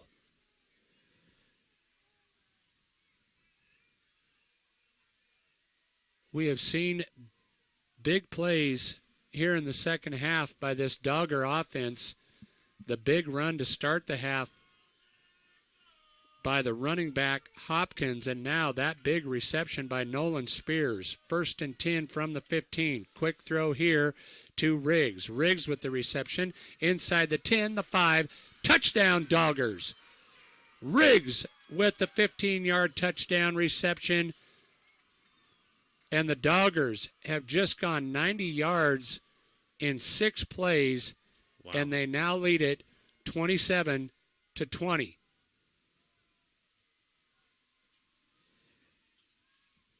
Back-to-back score is good.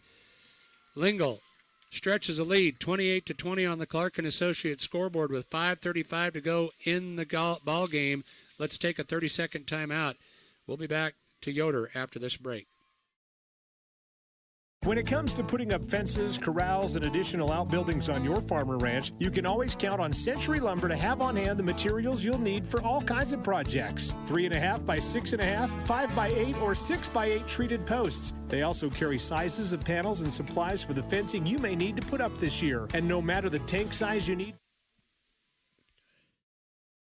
to choose from, they know that jobs around the farm and ranch are never ending, and that's why they're ready to help you out. Century Lumber, Torrington.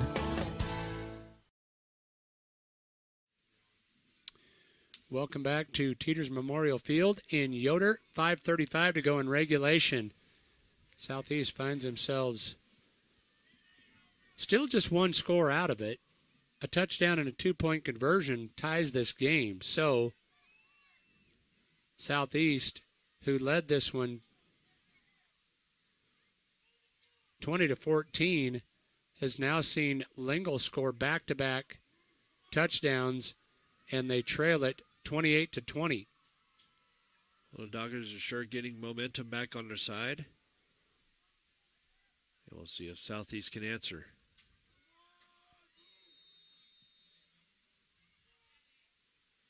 Riggs approaches, boots it away. This one, a nice kick, will go out of bounds. Too bad, as Riggs drives it nearly into the end zone for a touchback, but it goes out of bounds, and so it will come out to the 35. Boy, that's not what you need for what you wanted for the Doggers. Yeah, you want to try and pin him on that sideline, but pushes that one out of bounds. So Cyclones break the huddle, 1st and 10. From their own 35. Desmond from the pistol. Now will motion Campbell out and wants to throw. Lefty looks left, throws left. This one's up for grabs and nearly picked off. Loudon Brimmer had a beat on it.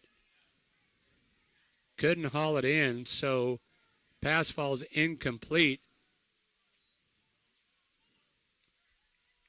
That'll bring up 2nd down. Desmond kind of threw a weird wobbler off of his back foot. He's lucky that wasn't picked off. I've been very impressed with the quality of his throws here so far tonight, but yeah, that one not his best effort. 2 receivers to the right. Campbell will motion out of the backfield. They'll flare it out to Campbell. This one going to be tapped away, falls incomplete. Campbell, had he caught that, was going nowhere as there was great pursuit on that left side. Ducheneau over there along with Cooper Smith. So the incomplete pass brings up 3rd down and 10. Clock stopped at 5:30.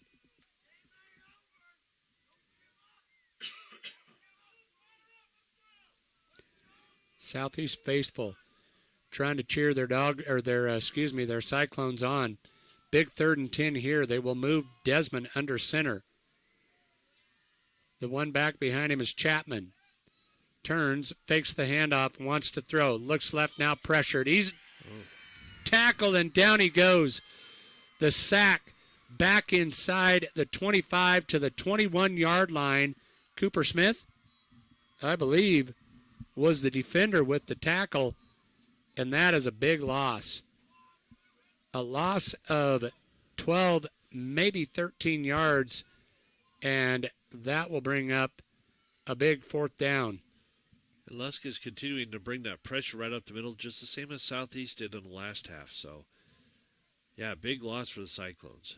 Short bangs it out of there. Shorter punt this time. Nice spiraling effort. Takes another Cyclone bounce. Rolls inside the 30 to the 27-yard line and is down there by Aiden Shimmick. So the Doggers, with 4:41 to go in regulation, could, with a sustained drive here, salt this one away. They're going to need to have a couple of first downs, but back to your point earlier, Chris, I would guess that you will see the Cyclones stack the box here, anticipating run. That's exactly the way you got to play it.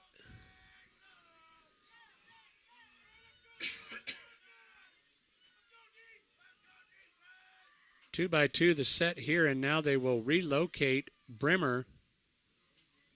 The officials have stopped play here, and I'm not sure why. I was wondering if it was the headlights on the car backing up, but I'm not sure. They must have said something to him and hurt their feelings. They're leaving. They're out of here. Yeah.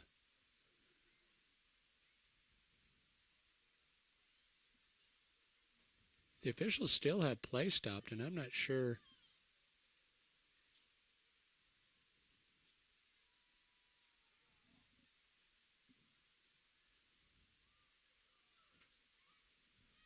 Huh. They are pointing down here towards the east end zone.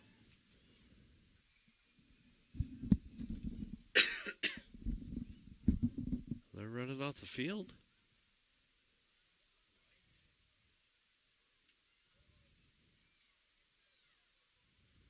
Well, I've never seen such a thing.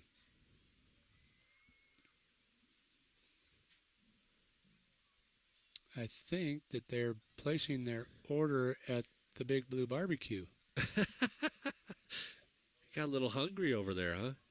All of the officials have left well, I shouldn't say all of them.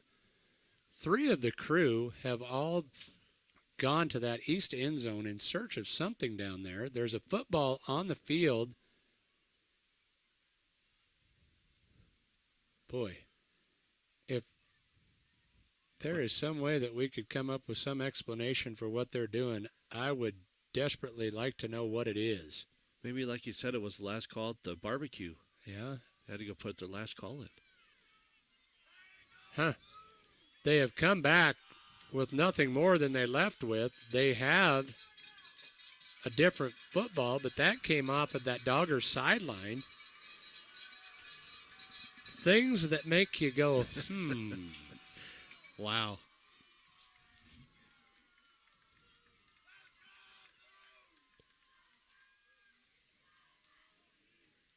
Huh. Now they're explaining to somebody, one of the kids here on the sideline. At any rate, we're back to live action here. McCoy from the pistol will motion Brimmer into the backfield, counter handoff to Hopkins. Hopkins going to be tripped up and stacked at the line of scrimmage. Nice defensive play there. Thompson in there with York and Campbell. They combined to make the stop. No gain on a gain of 1 on the first down carry will bring up 2nd down and 9.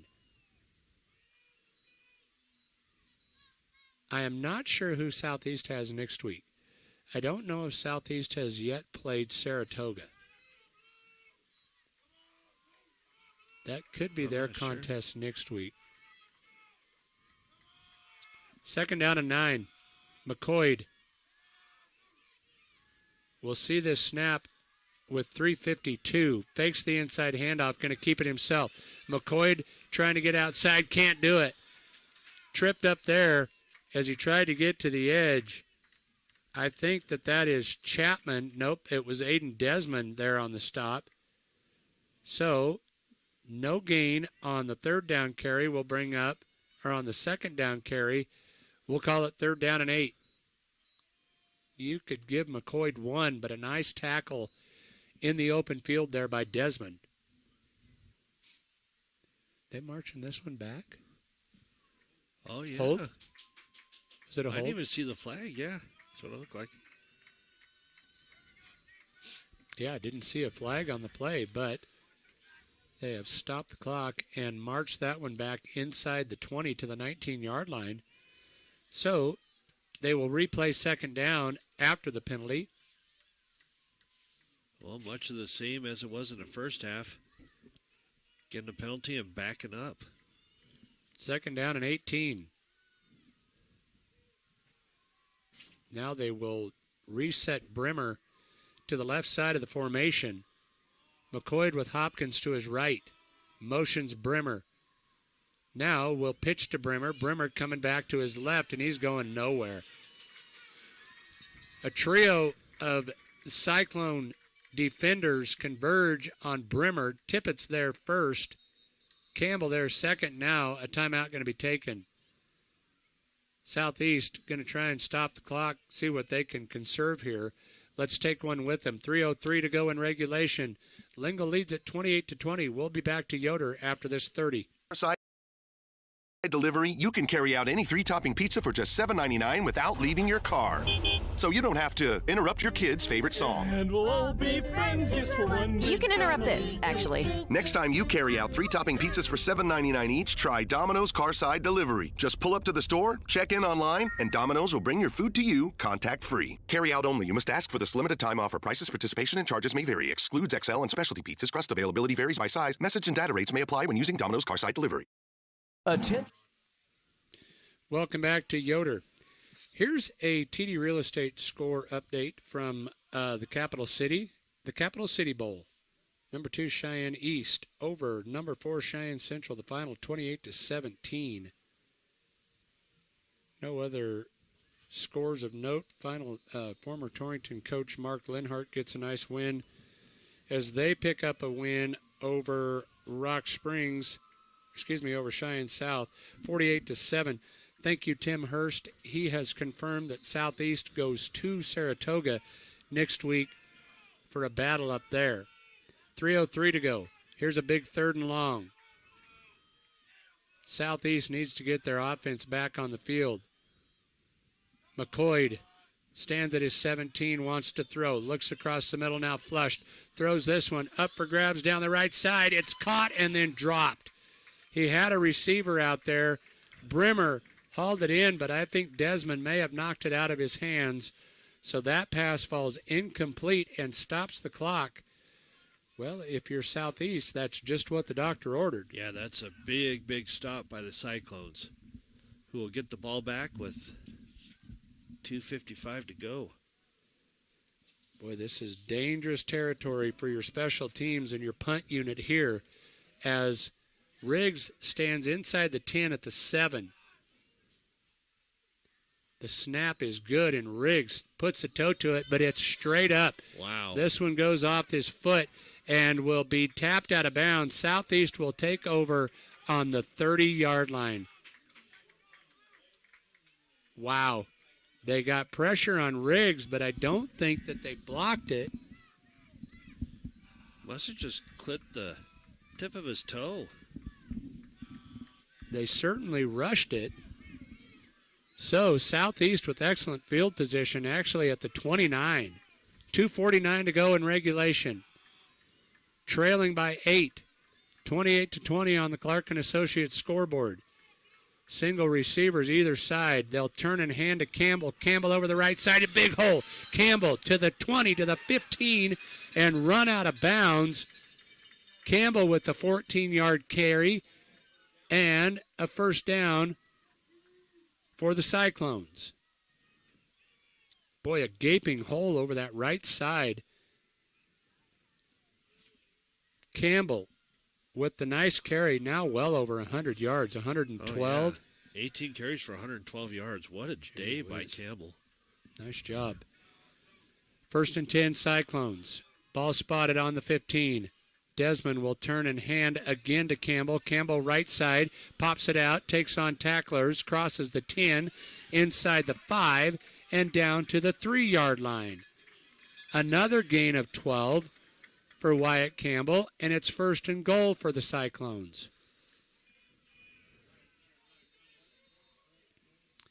Stayed in bounds, so the clock will run. 2:30 and counting.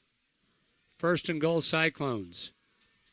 Campbell, the lone back behind Desmond. Slot right. Desmond under center. Now this one will be blown dead, and a timeout going to be taken. Who called it? Timeout going to be called. I think the Doggers took it. 2:11. I won't be surprised if they don't put a little bit of time back on that clock. We'll take a timeout with them. We'll take a 30. Be back to Yoder after this break.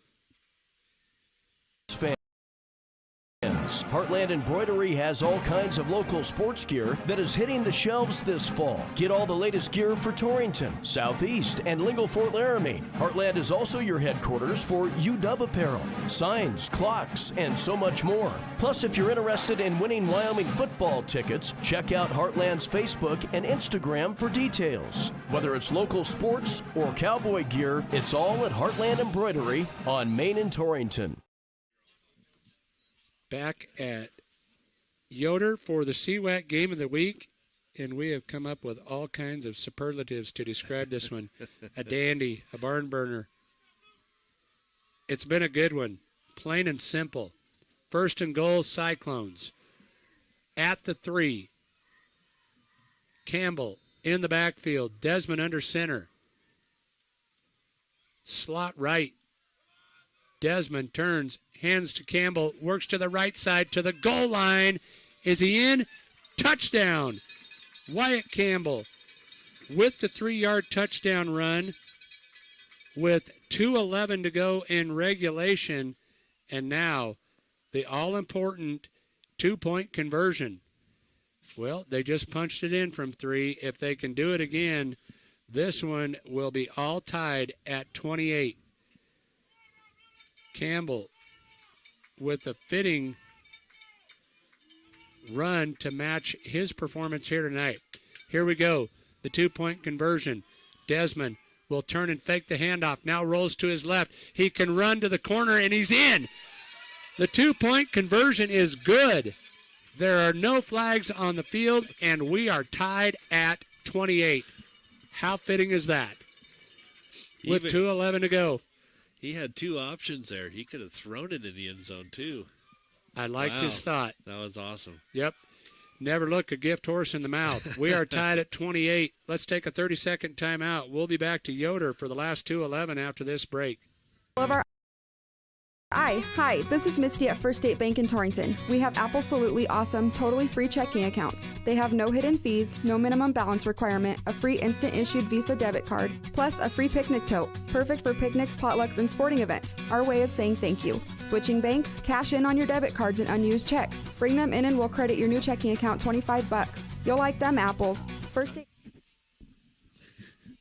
Bank, your first choice in banking, member FDIC.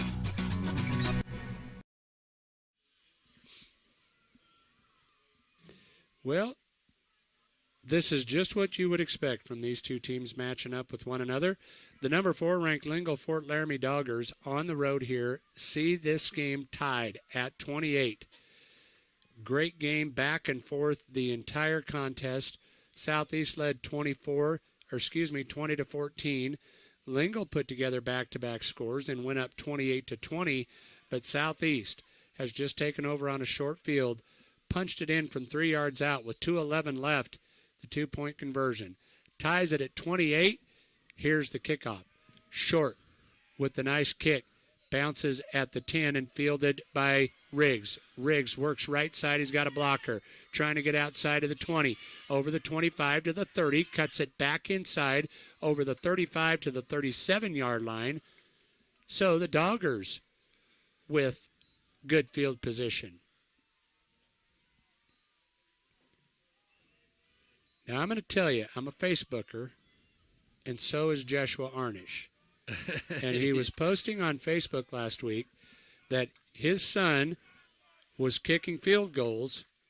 Anthony Arnish had booted one through from 42 yards. Wow. So, keep that in mind. That freshman has a leg. They've got work to do to get him into range with 2 minutes even left in this one. But a score of any kind by either team will win this football game. The snap back to McCoy, throws across the middle, and this one's tipped and nearly picked off. Falls incomplete. That'll bring up 2nd down and 10. Boy, McCoy put some heat on that one, didn't he? He sure did. Pressure once again from the Cyclones as well. Both these defenses have played well with their pressures. Yeah, I would have to agree. It's just been a great contest all the way through. 2 to the left, 1 to the right. McCoy looks to throw across the middle, does so. Big home run ball here, and he overthrows the intended receiver. He wanted Riggs, but put too much air under that one. So that will bring up 3rd down. Yeah, now 5 yards over the head of Riggs there. Yeah. Now if you're Southeast, after 2 quick plays here and only 10 seconds off the clock, you got to be thinking in terms of, hey, 1 more incomplete pass. We get this football back with 1:40, 1:30. Now they've got some time to do something with it. In other words, Lingle needs a 1st down. See what the Doggers dial up here. 3rd and 10. 1 to the left, 2 to the right. Hash mark right. McCoy takes the snap, now flushed. Rolls to his left and tripped up. He'll be knocked down. Defensively there, I believe it was York. That is Lance York. who has played an outstanding defensive football game. The loss of 1 on the play brings up 4th down, and Southeast is going to take a timeout. We'll take one with them. 1:30 to go in regulation, 1:29. We are all tied at 28. We're back after this 30-second timeout.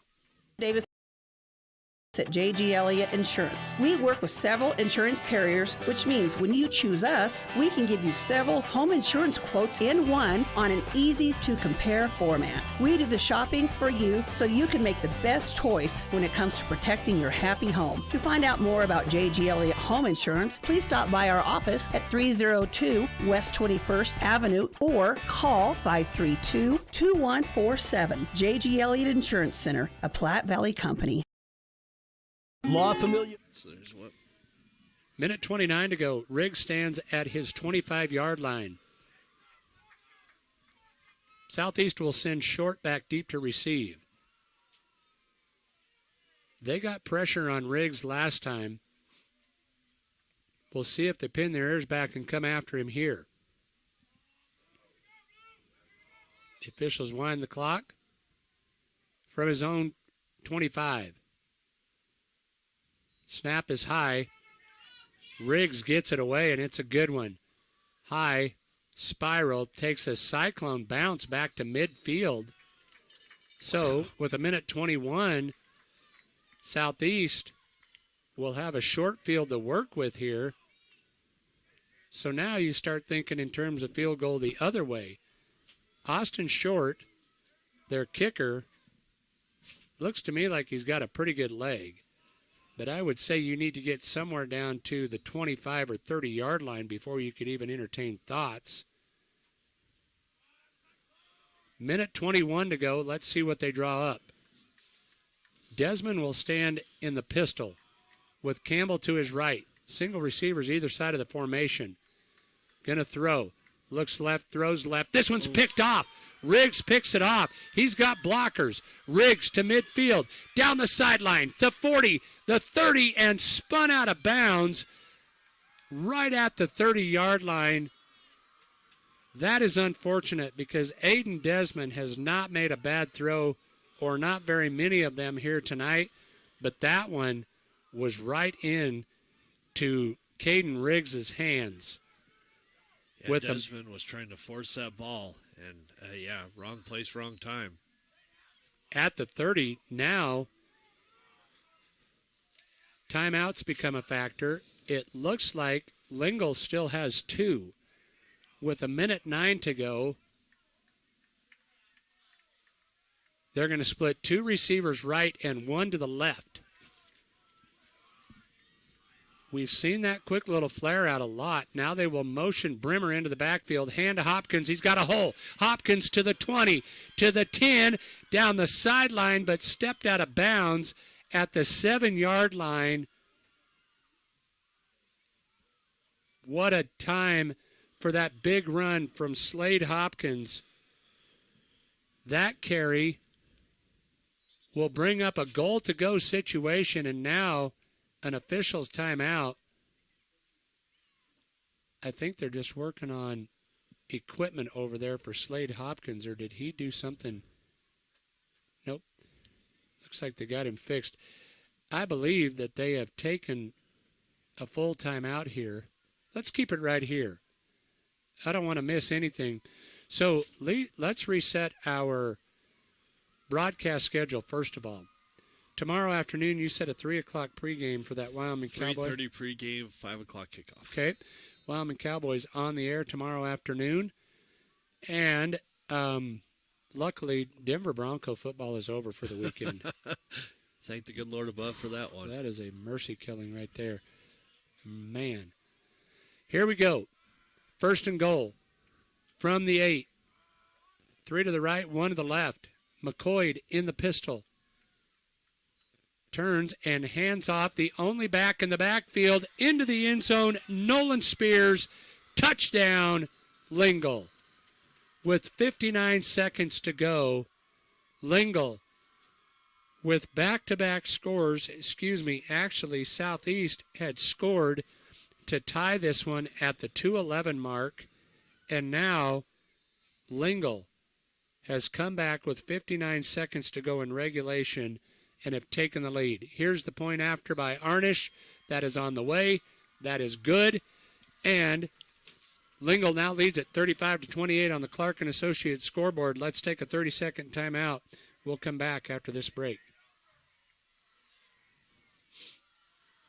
Would like to take this time to let each of their customers know just how much they appreciate your business. They take pride in serving you the highest quality and authentic Mexican food. That's why they've been doing it for 20 plus years. They have weekday specials, new drink specials every Friday, and now every Saturday, Prado's will have a chef's surprise special.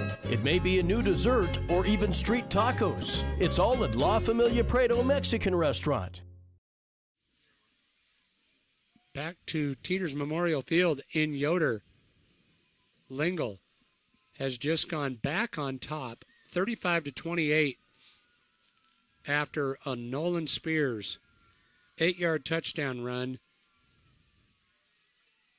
That after Southeast had tied this one at 28. Lingle back on top on the Clark & Associates scoreboard, 35-28.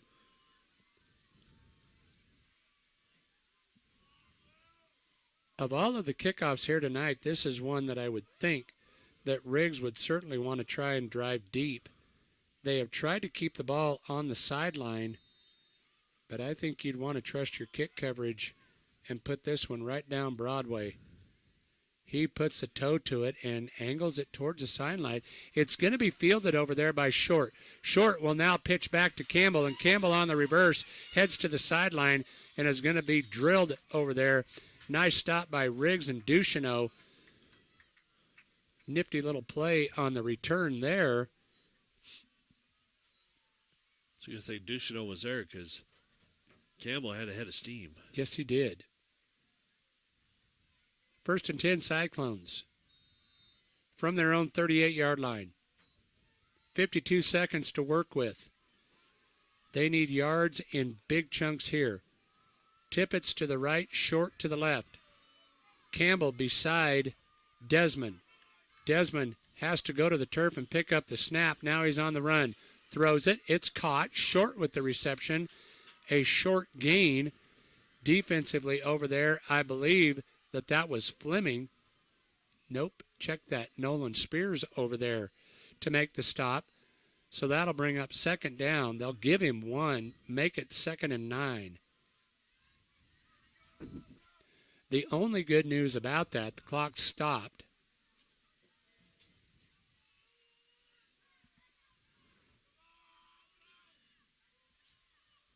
Well, if you're Coach Brandon Gifford, you know that at some point they're going to have to take a big shot down the field. You will probably see Loudon Brimmer play center field back there and watch for anything deep. They motion Short. Now they fake that Short out, and they've got a receiver. It's Tippett's. Tippett's to the 20, the 10, touchdown. There are no flags on the field. Holy cow. This is unbelievable, man. What a beautiful throw. Tippett's was wide open. You know, they showed that quick little flare out to Austin Short, and then after the fake, goes deep to Tippett's, and just like that, Southeast with a chance to tie it. They're going to go for 2. They're going for the win. Wow. And now a timeout is called. Yeah, they're not thinking in terms of tie this one up. They're thinking they're going to finish this one right now. 38 seconds to go. Southeast will go for 2 on the other side of this timeout. We'll take a 30-second break and be back. Big deal to your overall health. At Memorial Hospital of Converse County, we have a team of dedicated healthcare providers who make patient-centered care the hallmark of what they do. Dr. Alan Mattern, a board-certified cardiologist and graduate of the Yale School of Medicine, sees patients weekly in our medical office building, and our cardiopulmonary team focuses on heart and lung health with tireless dedication. We are proving that bigger isn't always better at Memorial Hospital of Converse County. Find out more at conversehospital.com. Welcome back to Yoder, as we get set for the 2-point conversion, that was Tippett's first reception of the night. Am I correct? It is, and none bigger. Cannon Tippett's, the 6-foot sophomore, hauls it in and scampers 61 yards unofficially for the touchdown. So they will place 2 to the left, 1 to the right. Desmond is in the pistol with Campbell beside him. Now Southeast will look the defense over and they'll take a timeout. So neither team going to leave a timeout on the table here. Actually, I believe that is Southeast last. Lingle still with 1 to their credit.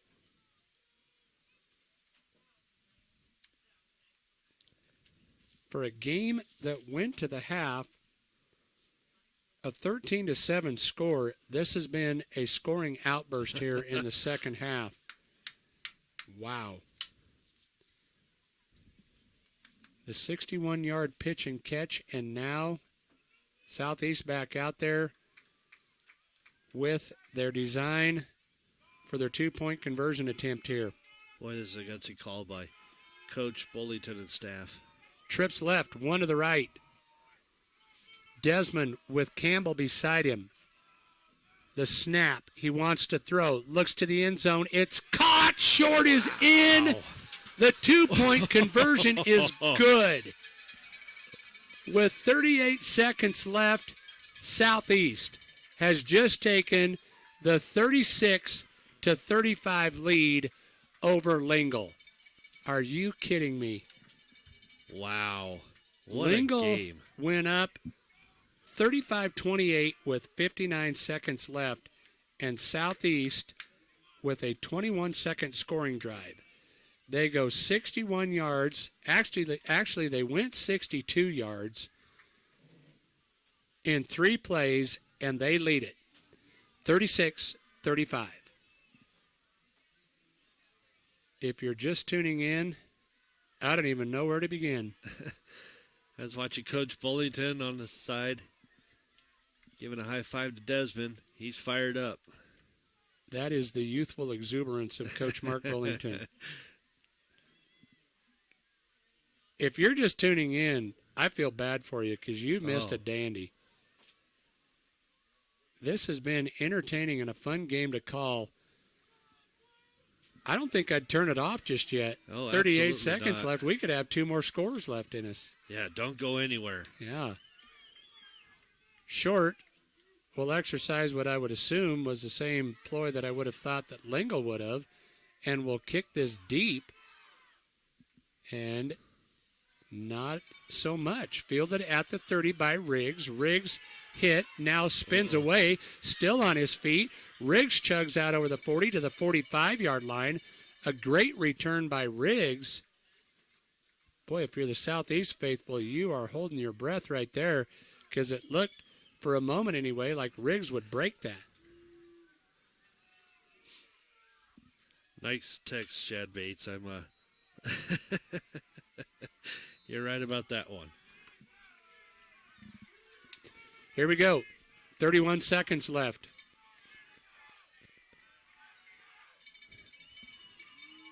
McCoy will send 3 to the right, 1 to the left. That is Hopkins to his left. He's going to throw. Looks left, throws left. He's got a receiver. It's tipped away and knocked away at the last second. It was intended for Spears. Sauer was back in coverage and knocked it away. Looked like Spears was open for a minute. And it looked like he had it. Sauer just got in there just in time. You see Sauer kind of wipe his brow there like, whew, that was close.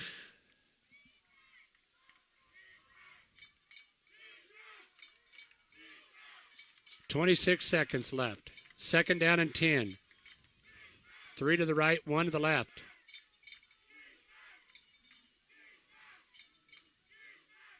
Lingle with 1 timeout left. McCoy takes the snap, looks, throws right. He's got a receiver. It's underthrown, and Bremer cannot make the adjustment. Bremer was open. They've got Tippett's back there playing center field coverage. Bremer kind of found a soft spot underneath and had room had he been able to catch that, but as it is, an incomplete pass will bring up 3rd down and 10. Yeah, if Brimmer can haul that in. It's mano-a-mano out there, and it would have been interesting to see if Brimmer had been able to get away. Here we go, 3rd and 10. Same formation, 3 to the right, 1 to the left. McCoy stands at his 39, takes a snap, looks across the middle. He's got room to run, and he will. Over the 50 and run out of bounds at about the 45-yard line. Now 12 seconds left. A 1st down for Lingle.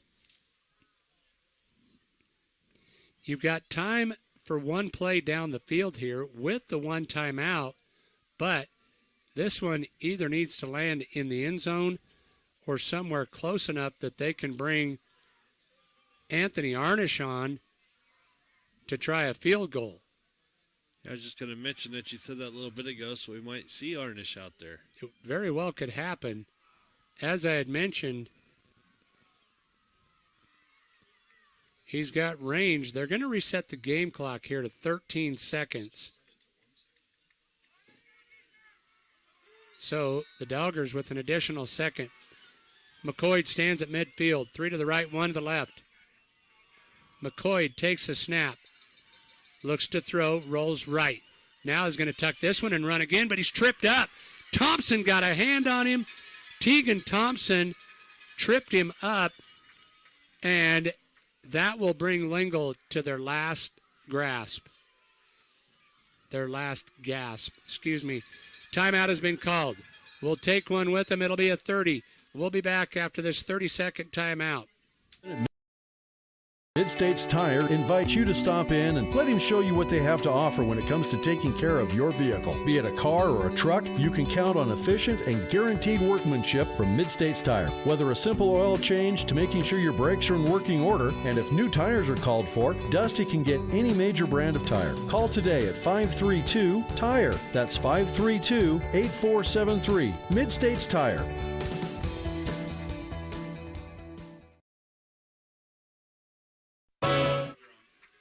Welcome back to Yoder. Teeters Memorial Field. One of the best CWAC games of the week we've seen in a while.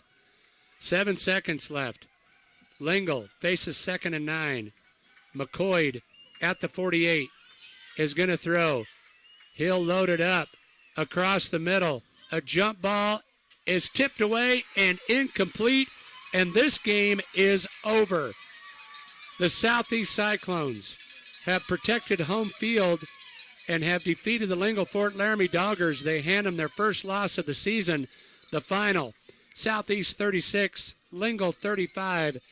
Let's take a 3-minute timeout. We'll take a 3-minute break, and we'll come back with the end of the game. After this break. When it comes to our youth in the area, young people can face difficulties, and number 34 in Torrington is here to help. Shad and the crew are now offering wraparound services in Torrington, Laramie, Cheyenne, Douglas, Wheatland, Lusk, and all towns in between. Number 34 wants you to reach your fullest potential, and they want to help you do just that. To learn more, call 532-0134.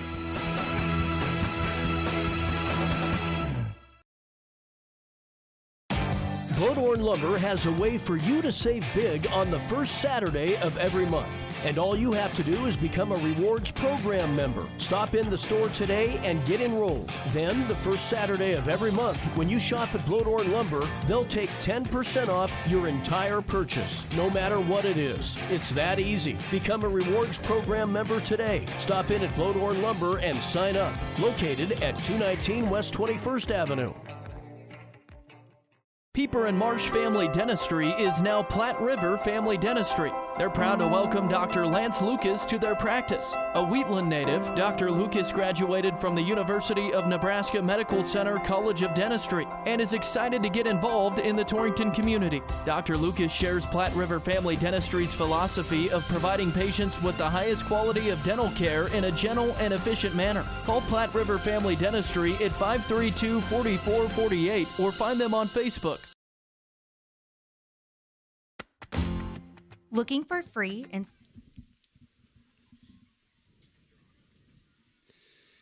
Welcome back to Southeast High School. Yoder, the site of our CWAC game of the week just completed. Southeast wins this one, the final 36-35. It is time for our end of the game wrap up, and it is brought to you by number 34. The importance of mental health has never been more prevalent, especially when it comes to the youth in our area. Young people can face difficulties, and number 34 in Torrington is here to help. Shad and the crew are now offering wraparound services in Torrington, Laramie, Cheyenne, Douglas, Wheatland, Lusk, and all towns in between. To learn more, call 532-0134. They sponsor our end of the game wrap-up, and this one got wild. The second half was very entertaining. At the half, it was 13-7. Lingle led. No, Southeast led 13-7 at the half. But on the opening play of the second half, it was Slade Hopkins took off on a 65-yard touchdown run. The Arnish PAT made it 14-13 at that point. But Lingle came right back. Southeast came right back with 8:46 to go in the third. It was a Desmond to Sauer touchdown pass. The short point after made it 20-14, Southeast back on top.